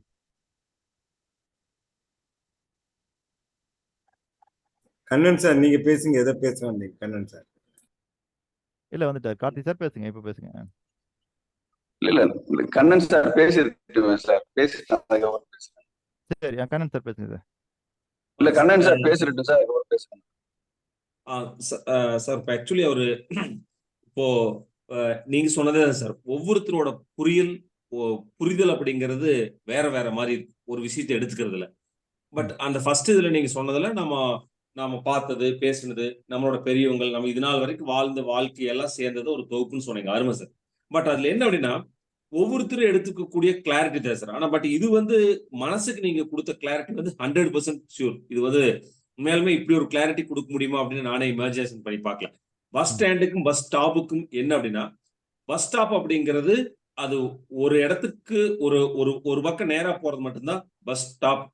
பஸ் ஸ்டாண்ட் அப்படிங்கிறது எல்லா ஊருக்கும் போறக்கூடிய பஸ்களோட இடத்துல இருக்கக்கூடியது பஸ் ஸ்டாப். பஸ் ஸ்டாண்ட்னு சொன்னேன். மேலுமே இது வந்து ரொம்ப அருமை. நம்மளுடைய எண்ணங்கள் எல்லாமே சேர்ந்ததுதான் அந்த இடமே தவிர வேற எதுவும் இல்லை அப்படிங்கிறது என்னால கிளாரிட்டியா புரிஞ்சுக்க முடியுது. பஸ் ஸ்டாண்டுக்கும் பஸ் ஸ்டாப்புக்கும் உள்ள வித்தியாசங்கள். நன்றி இட்ஸ் நன்றிங்கய்யா. Amazing sir. ரொம்ப நன்றி அருமை, நன்றி ரொம்ப நன்றி. அருமை. கார்த்தி சார் சொல்லுங்க, இப்ப சொல்லுங்க.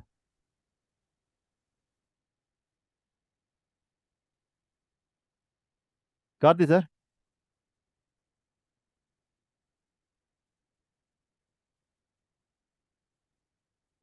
ப்ராப்ளம் ஆடியோல ஏதாவது ப்ராப்ளம் இல்ல அவரு ஏதோ ப்ராப்ளம் இருக்காது ஆடியோல இல்ல கார்த்தி சார் கேக்குதா?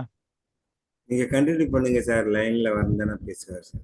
சரி, ஓகே சார். மற்றவங்களுக்கு எல்லாம் புரியுதா இல்ல மற்றவங்களுக்கும் இது காம்ப்ளிகேட்டடா இருக்குதா?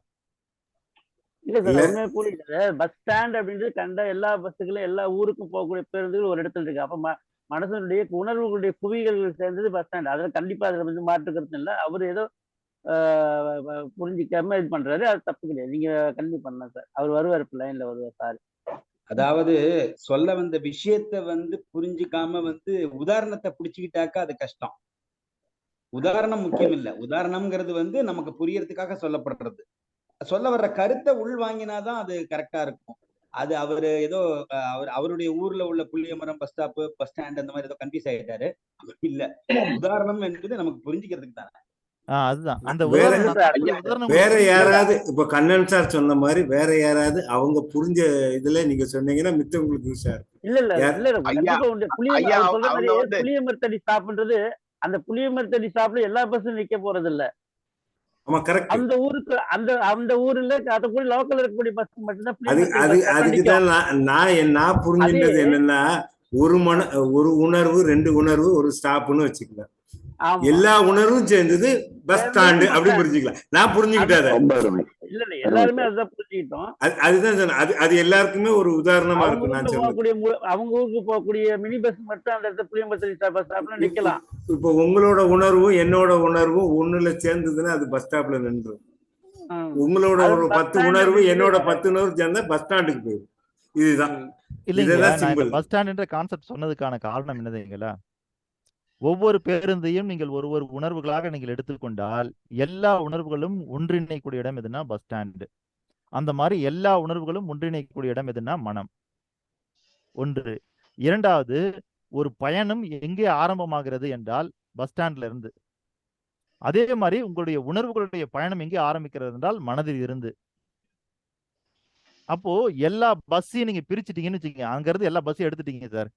இப்ப பஸ் அங்க போக வேண்டிய வேலையே இல்லை அப்படின்னா அதுக்கு ஏதாவது பேர் இருக்குதான்னா இல்ல. பஸ் எல்லாம் ஒன்றிணைஞ்சு போறதுனால அதுக்கு பேர் பஸ் ஸ்டாண்டே தவிர பஸ் எல்லாம் இல்லைன்னா அது வெறும் காலி லேண்டு தான். அப்ப அதுக்குன்னு ஒரு அடையாளம் இருக்குதானா இல்ல. அப்ப பஸ்ஸை கொண்டுதான் அந்த அடையாளம் உருவாக்கப்படுகிறது. அதே போல இங்க மனம் என்பது உணர்வுகளை கொண்டு உருவாக்கப்பட்ட அடையாளம்ன்றதை நீங்க புரிஞ்சுக்கிறதுக்கு தான் இந்த உதாரணம். Super sir. சரிங்களா?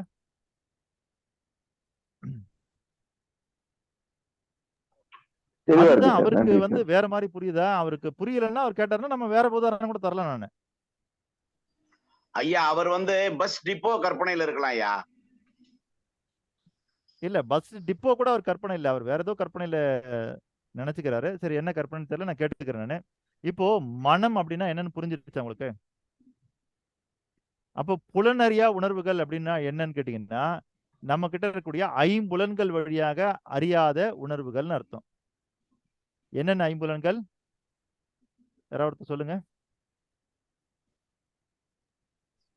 கண்ணு சார், காது, மூக்கு, வாய், யாராவது ஒருத்தரா சரிங்களா? நம்ம கோச் சார் அருணகிரி சொல்றேன் சார்.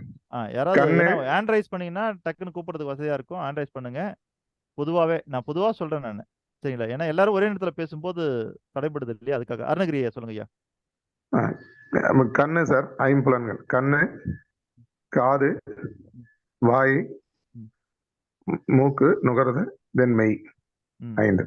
அப்ப 5 புலன்கள் வழியாக நம்ம உணரக்கூடிய உணர்வுகள் இருக்குது. சரிங்களா? இது இல்லாம நிறைய உணர்வுகள் இருக்குது, புலனறியா உணர்வுகள், இந்த 5 தாண்டி. செய்யல. நீங்க அன்புன்னு சொல்லக்கூடிய ஒரு உணர்வு இருக்கு பாருங்க, அது புலனறியா உணர்வுகள். சரிங்களா? இப்படி வச்சுக்கலாம் சார். அதாவது இந்த 5 உறுப்புகள் மூலமா உள்ளது வந்து ஒரு உணர்வு. இந்த 5 உணர்வு இல்லாம சில உணர்வு. இப்போ வந்து இல்ல அதாங்க ஐயா, சந்தோஷம். ரொம்ப ரொம்ப எளிமையான விஷயம் தான். இதெல்லாம் புலனறி உணர்வுகள். இந்த 5 உணர்வுகளும் புலனறி உணர்வுகள். இதுல உணர முடியாதெல்லாம் புலனறியா உணர்வுகள். அவ்வளவுதான். 2 வகை தான். புரிஞ்சிருச்சா? 2 வகை தான். இந்த 5 வழியாக நீங்க உணர்ந்தீங்கன்னா அது பேரு புலனறி உணர்வுகள். இந்த 5 வழியாக நீங்க உணராதது புலனறியா உணர்வுகள். சரிங்களா? இப்போ மொழி அப்படிங்கிறது ஒரு உணர்வு சார்.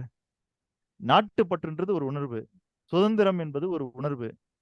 அன்பு என்பது ஒரு உணர்வு. கருணை என்பது உணர்வு. பாசம் என்பது உணர்வு. இதெல்லாம் புலனறியா உணர்வுகள். அப்ப 2 வகை தான் படுத்தலாம். ஒண்ணு புலனறி உணர்வுகள், ஒண்ணு புலனறியா உணர்வுகள். அப்படி புலனறியா உணர்வுகள் எல்லாம் ஒன்று குவிக்கப்பட்டு அதற்கு ஒரு அடையாளம் தோன்றி விடுகிறது. அந்த அடையாளம் தான் மனம். எப்படி ஒரு வயல்வெளியிலே, ஒரு காட்டு பகுதியிலே நீங்கள் தொடர்ந்து நடந்து ஒரு பாதை உருவாகிறதோ, அதே போலதான் இந்த உணர்வுகள் எல்லாம் குவிக்கப்பட்டு உருவான ஒரு அடையாளம் தான் மனம்.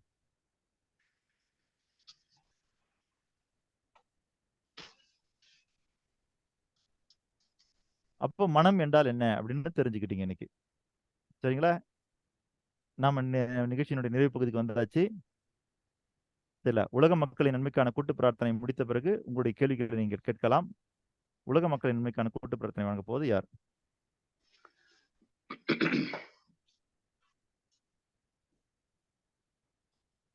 கௌதம் ஐயா வழங்க போவது. நான் கலைச்செல்வன் ஐயா, வழிமொழிகிறேன். உங்களுடைய இடத்துல இருந்து குரல் ஒலி சரியாக கேட்கிறதா? என்னால வழிமொழிய முடியும். சொன்னீங்கன்னா அதாங்க ஐயா, தடைபடுகிறது. கலைச்செல்வன் ஐயா கிட்ட இருந்து குரல் ஒலி தடைபடுகிறது. கௌதம் ஐயா உங்ககிட்ட சீராக இருக்கிறதா? நான் சொல்றேன் சார். சரி. கௌதம் ஐயா உங்ககிட்ட சரியா இருக்குதா? எனக்கு சரியா இருக்கு. சரியா இருக்குது. நான் வழிமொழிகிறேங்க. நாராயண ஐயா, நம்ம அவங்க 2 பேருக்கு வாய்ப்பு கொடுத்துருவோம்.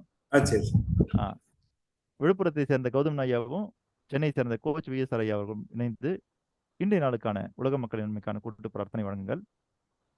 உலக மக்களின் நன்மைக்கான கூட்டு பிரார்த்தனை. உலக மக்களின் நன்மைக்கான கூட்டு பிரார்த்தனை.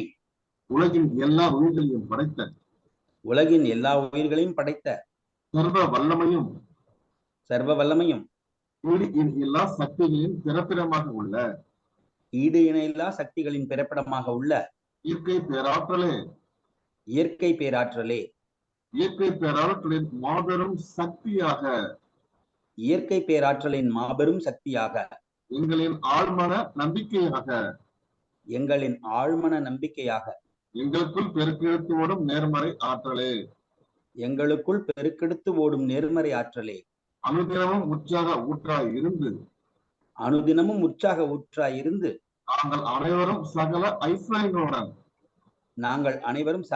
ஐஸ்வர்யங்களுடன் ஆனந்தமான ஆரோக்கிய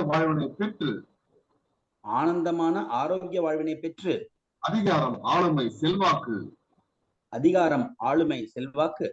வல்லமை கொண்ட மனிதர்களாக ஞானம் புகழ் வெற்றிகளை அடைந்து நாங்களும் எங்கள் குடும்பமும் பரிபூர்ண திருப்தியுடன் நிறைந்த செல்வ செழிப்புடன் மிகவும் நிம்மதியான வாழ்வினை வாழ்ந்து வருகிறோம். எங்களுக்கு நிம்மதியான வாழ்வினை அளித்த இயற்கை பேராற்றலின் பெரும் கருணைக்கு எங்களின் மனமார்ந்த நன்றி, எங்களின் உணர்வுபூர்வமான நன்றி, எங்களின் ஆத்மார்த்தமான நன்றி. நன்றி அனைவருக்கும். நன்றிங்கய்யா. உலக மக்கள் நன்மைக்கான கூட்டு பிரார்த்தனை வழங்கிய கோச் விஎஸ்ஆர் அவர்களுக்கும் விழுப்புரத்தை சேர்ந்த கௌதம் ஐயா அவர்களுக்கும் நம் அனைவரின் சார்பாக மனமார்ந்த நன்றிகள். இப்பொழுது நீங்கள் உங்களுடைய கேள்விகளை துவங்கலாம்.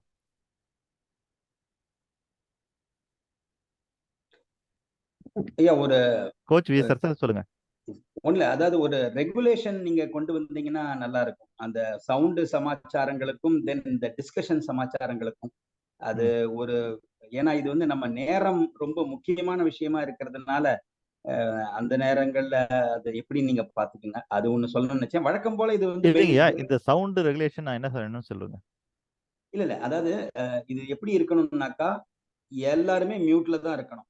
யார் வந்து பேசணும்னு நினைக்கிறாங்களோ அவங்க கை உயர்த்தணும், இல்ல நீங்க வந்து அவங்கள கூப்பிடணும், அவங்களுக்கு மட்டும் ஓபன் பண்ணி கொடுக்கணும். சரிங்கய்யா, அது மாதிரி பண்ணி சார். ஒண்ணும் இல்ல சார், உங்களுக்கு ஹோஸ்ட் கொடுத்துறேன் சார், நீங்க பண்ணுங்க சார் இந்த டியூட்டி. இல்ல யாராவது ஒருத்தர் பொறுப்பெடுத்துட்டா தான் பண்ண முடியுமே தவிர, ஏன்னா எல்லாரையும் நம்ம யாரையுமே எதுவும் சொல்ல முடியாது. ஏன்னா ஒருத்தர் பேசுறாரு, நான் ஆன் பண்ணிடுறேன், மறந்துடுவேன். இல்ல அதாவது coach V sir sir Pammal K சம்பந்தத்துல கமலஹாசன் சொல்லுவாரு, சிவனா வேஷம் போட்டு நடிக்கணும், கங்கையில இருந்து தண்ணி வர வைக்கணும், இந்த பாம்பு கழுத்துல இருக்கணும், எல்லா வேலையும் நானே பார்த்தேன்னா எப்படி முடியும்? வெரி குட், புரிஞ்சுட்டா சரி. யாராவது யார் சார், இது எம்ஜிஆரோட ஃபார்முலா சார். எம்ஜிஆர் யாராவது எதிர்த்தாங்கன்னா என்ன செய்வார்? நன்றிங்கய்யா. நீங்க ஏதாவது கேள்வி வச்சிருக்கீங்களா ஐயா? இல்லங்க, இன்னைக்கு ஒண்ணுல இன்னைக்கு வந்து ஒரு ஃபென்டாஸ்டிக்கான ஒரு உதாரணங்களோட ஒரு சூப்பர் பிரெயின் ஸ்டார்மிங் செஷனா இருந்தது. வழக்கம் போல இன்னும் பிரெயினை வந்து உள்ளுக்குள்ள தோன்ற மாதிரி இருக்கு. அப்படி ஒரே நிறைய இது தேவைப்படுது. வெரி குட், நைஸ், ஒரு ஃபென்டாஸ்டிக்கான செஷன் தான், வேற ஒண்ணு. நன்றி நன்றி நன்றிங்க. ரிச் வி யார் நினைக்கிறீங்க? ஐயா, மனிதனை தவிர மற்ற உயிரினங்கள் ஏதாவது உயிரினங்களுக்கு மனம் அப்படின்றது இருக்கா ஐயா? அதுதாங்க ஐயா நான் இவ்வளவு நேரமா சொன்னேன். சரி சரி, ஓகே, நான் வீடியோ பார்த்து தெரிஞ்சுக்கிறேன். ஓகே, இருக்கு சார். இல்லையா, அதான் ஐயா சொன்னேன், உயிரும் உணர்வும் இருக்கின்ற எல்லாவற்றிற்குமே மனம் இருக்கின்றது. உயிரும் உணர்வும், ஓகே சார். இதுக்கு நான் ஒரு விளக்கம் சொல்றேன். அதாவது இருக்குது, அது எப்படி பார்க்கணும்னா, ஒரு வாழ்க்கைய பிரதானமாக டாமினேட் பண்றது மனுஷனுக்கு மட்டும்தான் மனம். அதாவது பரிணாம வளர்ச்சியில இப்ப எப்படி நம்ம இருக்கிற உயிரினங்கள்ல பரிணாம வளர்ச்சி அடைஞ்சதுலயே ரொம்ப சிறப்பான உயிரா மனுஷனை பாக்குறோம் இல்லைங்களா சார்? ஒரு துணை கேள்வி சார். நீங்க சொல்றது புரியுது சார். அதாவது உயிரும் உணர்வும் இருக்கிற எல்லா உயிரோட இருக்கிற எல்லா உயிரினங்களுக்கும் வந்து உணர்வு மனம் இருக்கு, அப்படித்தானே சார்? இல்ல உணர்வு மனம் இருக்குன்னு இல்ல, உயிரும் உணர்வும் இருந்தா மனம் இருக்கும் சார். இந்த மனம்ன்றது பிற்காலத்துலதான் மனிதனுக்கு ஏற்பட்டது. ஆரம்ப காலங்கள்ல மனிதனுக்கு பரிணாம வளர்ச்சியில இல்ல அப்படின்னு ஒரு கருத்து இருக்கு, அது சரியா? இல்ல அதாங்க ஐயா, அது வந்து நம்ம முழுமையடைஞ்ச மனமா இல்ல, அவ்வளவுதான். Okay, right sir. ஓகேங்களா, நன்றி சார், நன்றி சார். இப்போ நீங்க ஒரு குழந்தை கிட்ட காமிச்சீங்கன்னா இன்னொரு குழந்தைய பார்த்தா தான் அது குழந்தையா தெரியும். கருவை காமிச்சீங்கன்னா அது குழந்தைய தெரியாது. ஆனா நம்மளால உணர முடியாது குழந்தைன்னு. புரியுதுங்களா அருணகிரியா? சரிங்க சார், புரியுது. அப்போ குழந்தை வந்து கருவுல இருந்து பரிணாம வளர்ச்சி அடைஞ்சு குழந்தையா மாறும்போது அது கண்ணுக்கு அது குழந்தையா தெரியுது. ஆனா நம்ம புரிஞ்சுக்கிட்ட காரணத்தினால நமக்கு கருவுல இருக்கும்போது அது குழந்தை தான் நமக்கு தெரியுது. அந்த மாதிரி நாம இப்ப என்ன பண்ணோம்னா, மனம் என்பதை நம்மளுடைய பரிணாம வளர்ச்சியில தான் நம்ம பார்க்கிறோம். நம்ம அதை அதனாலதான் நம்ம பரிணாம வளர்ச்சிக்கு பிறகு அது வந்துதான் நம்ம நினைக்கிறோம். ஆனா நீங்க நல்லா ஆழ்ந்து பாத்தீங்கன்னா, மனதனுடைய செயல்பாடுகள், மனதம் எப்படி வேலை செய்யுதுன்றதெல்லாம் நல்லா உத்து பாத்தீங்கன்னா, அது கிட்டத்தட்ட எல்லா உயிரினங்களுக்குள்ளேயும் இருக்குது. ஆனா என்னன்னா, அதனுடைய பரிணாம வளர்ச்சி அப்படிங்கிறது மனிதன்கிட்ட முழுமையாக இருக்கிறது, முதன்மையாக இருக்கிறது. அதான் ரொம்ப முக்கியமான விஷயம். நன்றி சார், இந்த கேள்விக்கு பதில் கிடைச்சு. ஓகே, அடுத்தது மில்டன் ராஜசேகர் சார். சார், அது பரிமாண வளர்ச்சிங்கிறது ரொம்ப அற்புதமான ஒரு விஷயம் சார். அதாவது மனுஷன் வந்து ஒரு பரிமாண வளர்ச்சியினுடைய ஒரு விளைவா இருக்கான் அப்படின்னா, மனதுக்கு ஒரு பரிமாண வளர்ச்சி இருக்கு அப்படின்னு சொல்லிட்டு, அதாவது முதல்ல எல்லாம் என்ன சொல்லுவாங்க அப்படின்னாக்கா, இந்த மனம் ஒரு குரங்கு அப்படின்னுவாங்க. அப்புறம் வந்து உள்ளம் ஒரு ஆலயம், அதாவது மனம் ஒரு கோயில் அப்படின்றது. சோ குரங்கு இருக்கக்கூடிய நிலையிலிருந்து கோயிலா இருக்கிறது பரிமாண வளர்ச்சி, அப்படிதான் புரிஞ்சுக்கிறேன். சரிதாங்க ஐயா. நன்றியா, நன்றியா, ரொம்ப சிறப்பா இருந்தியா, ரொம்ப சிறப்பு. நன்றி நன்றிங்கய்யா. வேற யாருக்கிடம் ஏதாவது கேள்வி? நான் சொல்றேன்னா, சார் வந்து அருணகிரி சார் கேட்டாரு, எல்லா விலங்குகளுக்கும் மனம் இருக்கா உணர்வு இருக்கான்னு கேட்கிறாரு. ஒன்னே ஒண்ணு, அதுகளுக்கு மனம் உணர்வு இருக்க போய் தான் அது கூட நம்ம பழக முடியும். அதாவது ஒரு உதாரணம் சொல்றேன். இப்போ வந்து ஒரு சாஃப்ட்வேர் இருக்குன்னு வச்சுக்கோங்களேன், ஒரு அப்ளிகேஷன். நம்ம ஃபர்ஸ்ட் ஒரு மெத்தட்ல உள்ள அப்ளிகேஷன் வச்சிருக்கோம். அதை அப்கிரேட் பண்ணிக்கிட்டே இருக்கிறோம். அப்கிரேட் பண்ண பிறகு திருப்பி லோயர் வெர்ஷனுக்கு வராது. இப்போ இப்படி வச்சுக்கலாம், மனிதன் வந்து ஹையர் வெர்ஷனுக்கு போயிட்டான். இன்னும் இந்த மித்த விலங்குகள்னு சொல்றதால லோயர் வெர்ஷன்ல இருக்கான். ஆனா நம்ம ஹையர் வெர்ஷன் போனாலும் லோயர் வெர்ஷனை நம்ம பார்க்கலாம், இதை அப்கிரேட் பண்ணலாம். இப்போ உதாரணம் என்னன்னா, ரமண மகரிஷி அவர் வாழ்க்கையில நடந்த ஒரு சிறிய உதாரணம் என்னன்னா, ஒரு நாய் வந்து தெருநாய் வந்து அவர் ஆசிரமத்து வாசல்ல வந்து நின்னது. இந்த எல்லாரும் அந்த நாயை வந்து விரட்டி விட்டாங்க. ஆனா ரமணருக்கு தெரியுது. என்ன பண்ணார், ராத்திரி 12 மணிக்கு அவர் எந்திரிச்சு ஆசிரமத்தை விட்டு வெளியில வந்து அந்த நாயை கூப்பிட்டு ஃபுல்லா நாயை நல்லா தடவி விட்டு அது எல்லாம் அது போதுமான்னு கேட்கிறவரை அந்த பாஷையில பேசி அந்த நாயை தடவி விட்டு அவர் போயிட்டாரு. மறுநாள் காலையில பார்த்தீங்கன்னா அதே ஆசிரமத்துல அந்த நாய் இறந்து கிடக்கு. இந்த வரட்டி விட்டவங்க எல்லாம் அந்த நாயை பார்த்து நேற்று இது வந்து தேவை இருந்தது. ஆனா அந்தோட லாங்குவேஜ் அவருக்கு புரிஞ்சுது, நமக்கு புரியல. இப்போ அத மாதிரி வச்சுக்கலாமான்னு கேட்கிறேன். அந்த உணர்வு வந்து அவர் எடுத்துக்கிட்டாரு. அவர் எதுக்காண்டி வந்தது, உயிர் போகுது, இவரை பார்க்கணும்னு நினைச்சு வந்திருக்கலாம், இல்ல அது ஏதோ ஒரு மனசுல பட்டது இவர்கிட்ட சொல்லியிருக்கலாம், இவர் ஏத்துக்கலாம். அப்போ வந்து லோயர் வெர்ஷன் நீங்க சொல்றது ஒரு நாயின்னு சொல்லும் போது அது நம்ம பரிமாண வளர்ச்சி கம்மியா இருக்குது. பரிமாண வளர்ச்சி நம்ம மெச்சூரிட்டி ஆனது மனிதர்னு சொல்றது. இப்ப 2 பேரும் பேசிக்கிட்டாங்கல்ல, இப்ப இத மாதிரி மனம் ரெண்டும் ஒரு இடத்துல மிட் ஆகும் அப்படின்னு சொல்ற, அதாவது இணையுதுன்னு சொல்லலாமா இந்த உதாரணத்துக்கு? சொல்லுங்க ஐயா. அதுதான் அருணகிரியே சொல்லுங்க ஐயா. துணை கேள்வி ஐயா. சார் சொன்னது இப்போ நமக்கு இந்த டிசாஸ்டர் பேரிழப்பா இதெல்லாம் வரும்போது பாத்தீங்கன்னா, பூகம்பம் அல்லது சுனாமி அந்த மாதிரி மற்ற விஷயங்கள்லாம் நிகழும்போது வந்து விலங்குகள் வந்து மாடெல்லாம் அறுத்துக்கிட்டு ஓடி போயிடுது. ஆனா மனிதனால உணர முடியல. இப்போ நாம மனிதன் வந்து மனம் வந்து கிட்டத்தட்ட முழுக்க பரிணாம வளர்ச்சி அடைஞ்சிருக்கோம் அப்படின்ற மாதிரி நம்ம எடுத்துக்கிட்டா கூட அதை நாம உணர முடியல, விலங்குகள் உணருது. அப்புறம் இந்த ஸ்னிப்பர் டாக் அப்படி பயன்படுத்துறாங்க பாம் டிடெக்ஷனுக்கு, அப்புறம் டிடெக்ஷனுக்காக யூஸ் பண்றாங்க, யார் வந்து தெப்ட் பண்ணாங்க, கொலை பண்ணாங்க அந்த விஷயங்களுக்காக. ஸோ அந்த உணர்வுகள் வந்து நம்ம மனிதர்களால இல்லை, அறிவு அதாவது பகுத்தறிவுல நம்ம வளர்ந்துருக்கோம், மனம் வளர்ந்துருக்கு அப்படின்னு சொல்றோம். இதை எப்படி பாக்குறது ஐயா? அதாங்க ஐயா. இப்போ அதுக்குள்ள என்ன நடக்குதுன்னா, உணர்வுகள் எல்லாம் ஆர்கனைஸ்டா இருக்குது, சரிங்களா? நமக்குள்ள அன்ஆர்கனைஸ்டா இருக்குது. நீங்க ஒரு சூப்பர் ஒருமுகத்தன்மை வந்து நமக்கு கம்மியா இருக்கு. இருங்கய்யா, ஒரு நிமிஷம் ஐயா. நீங்க ஒரு சூப்பர் மார்க்கெட்டுக்குள்ளார பொருள் எல்லாம் அடுக்கி வச்சீங்கன்னு வச்சுங்க, லைனா அடுக்கி வச்சிருக்கீங்கன்னா நீங்க வேணுங்கிற பொருள் எடுத்துட்டு வரலாம். இதே ஒரு குடோன்ல கொண்டு போய் எல்லா பொருளையும் கொட்டிட்டீங்கன்னு வச்சுங்க, தேடிட்டே இருக்கணும். நீங்க எல்லா பொருளும் இருக்குவாங்க, கண்டிப்பா இருக்கும், ஆனா நீங்க தேடிட்டே தான் இருக்கணும். ஏன்னா அங்க ஆர்கனைஸ்டா இல்லைங்க.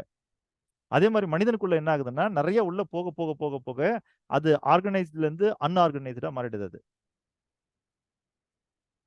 அது ஒரு பூனை வந்து மாடியில இருந்து விழும்போது, தவறி விழும்போது பாத்தீங்கன்னா கீழே வரும்போது அது அடிபடாம கீழே லேண்ட் ஆகுது. அதே ஒரு மனிதன் விழும்போது பாத்தீங்கன்னா விழுந்து அடிபட்டுறான். ஸோ அதுக்கு இந்த தாட்ஸ் தான் காரணமா சார்? அன்ஆர்கனைஸ்டு தாட்னால தான் நம்ம அடிபடுறோமா? தாட்ஸ் மட்டும் காரணம் இல்ல, அவனுடைய உடலுடைய எடையும் கூட. சரிங்களா? ஓகே. அதாவது நீங்க நல்லா கவனிச்சு பாருங்க, நல்லா கவனிச்சு பாத்தீங்கன்னா எதெல்லாம் இயற்கையோட ஒத்திசைவாகுதோ, இப்ப நீங்களே கூட இருக்கிறீங்கன்னு வச்சுங்க, நீங்களே வந்து இப்ப கீழே விழுறீங்க, தெரியாம விழுந்துட்டீங்கன்னா பெருசா அடிபடாது, தெரிஞ்சே விழுந்து பாருங்களேன் அடிபடும். நீங்க சில நேரத்துல நீங்க படிக்கட்டு ஏறும் பொழுதோ அல்லது எங்கேயாவது அந்த தரைகள்லாம் இருக்கும்போது பாத்தீங்கன்னா, பல பேர் நடக்கும் பொழுது அவங்க மனசுக்குள்ள ஒரு மெஷர்மெண்ட் இருக்கும், இவ்வளவுதான் படின்னு. சில நேரத்துல படி ரொம்ப கீழே இருந்துன்னு வச்சுங்க, திடீர்னு வந்து ஸ்லிப் ஆயிடுவீங்க. நீங்க அப்படியே காலில் வந்து அந்த இடத்துக்கு நீங்க மனசுல எவ்வளவு தூரம் நினைச்சீங்களோ அவ்வளவு வரைக்கும் கண்ட்ரோலா போகும். அதுக்கு பிறகு கண்ட்ரோல் இழந்து போகும். பார்த்துருக்கீங்களா? அந்த மாதிரி நீங்க வந்து மாடியில இருந்து விழும்பு கூட எதேர்ச்சியா விழுந்து, சரிங்களா? அப்படி விழும்பொழுது இயற்கையினுடைய அதாவது என்னன்னா, அந்த இயற்கையினுடைய புவியீர்ப்பு சக்தி இதுக்கெல்லாம் எதுவுமே எதிர்ப்பா நீங்க செயல்படாம அதனுடைய போக்கிலே விட்டுட்டீங்கன்னா, ஒருவேளை நீங்க கீழே விழுந்து பூனைக்கு அடிபடாத மாதிரி உங்களுக்கு அடிபடாம கூட போகலாம். இயற்கையினுடைய சக்தியோட நீங்க ஒத்திசைவு ஆகும்பொழுது என்ன ஆகுன்னா, மாடியில இருந்து விழுந்து கூட நீங்க உயிர் பிழைக்கலாம்.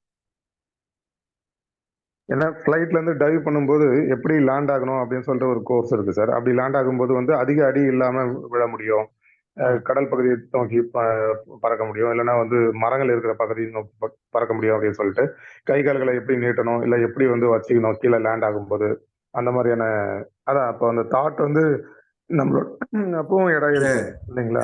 அருணகிரி சார் நீங்க கேட்ட கேள்விக்கு நீங்களே பதில். ஏன்னா அதாவது ஒரே பூனை பதில் பூனை சொல்லிட்டீங்க. பூனை வந்து ஒரு நாள் மட்டும் மேல இருந்து கீழே விழாது. டெய்லி அதோட ரொட்டீன் ஒர்க். நம்ம இல்லைங்கய்யா, மனுஷன் இல்ல என்னைக்காவது ஒரு நாள் தான் பூனை விழறோம். கீழே விழல. இல்ல பூனையா குதிக்கிறது வேற. இதுதான் சரிங்களா? சொல்றேன். பூனையா எகிரி குதிக்கிறதுன்றது வேற, ஆனா பூனை விழறதுன்றது வேற.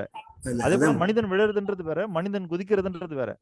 அது பூனையோட ரொட்டீன் வேலை. அப்போ நீங்க ஒரு வேலையை நம்ம ரெகுலரா செஞ்சாலே அதுல ஸ்பெஷலிஸ்ட் ஆயிடுறோமா இல்லையா? அத மாதிரி இல்ல அது தவறி விழுந்தாலும் அடிபடுறது இல்ல. ரெகுலரா குதிக்கிறத விட்டுருங்க, தவறி விழுந்தாலுமே அடிபடுறது இல்ல. ஆமா. இல்ல மனுஷன் அதாங்கய்யா, தவறி விழுந்தா அது அடிபட்டு அது செத்து போறான். ஒண்ணு வந்து என்னன்னா இயற்கையினுடைய விசைக்கு, அதாவது இயற்கையினுடைய ஃபோர்ஸுக்கு எதிராக செயல்படாது ஒண்ணு. சரிங்களா? ரெண்டாவது வந்துன்னா அதனுடைய உடல் எடை. சரிங்களா? அந்த உடல் நன்றி சார், எடையின் நன்றி. கூட காரணமாக. இதே வந்து பூனை விழக்கூடிய இடத்துல இருந்து யானை விழுந்துன்னு வச்சுங்க, கண்டிப்பா ஏதாவது அடிபடலாம். ஓகே சார், ஐயா தேங்க்ஸ். குழந்தைகள் எடுத்துக்கலாம் ஐயா. குழந்தைகள் எடுத்துக்கலாம். ஒரு நாளைக்கு 100 வாட்டி கூட கீழே விழுவாங்க, அடிபடாது. ஆனா பெரியவங்க ஆமா, தவறி விழுந்தா அடிபட்டுரும். அதுதான் ஐயா சொன்ன இந்த எடை. எடை. நன்றிங்கய்யா. நிறைவு செய்யலாமா? மீண்டும் நாளை காலை 5 மணிக்கு சந்திப்போம். நன்றி, வணக்கம். நன்றி வணக்கம். நன்றி, வணக்கம்.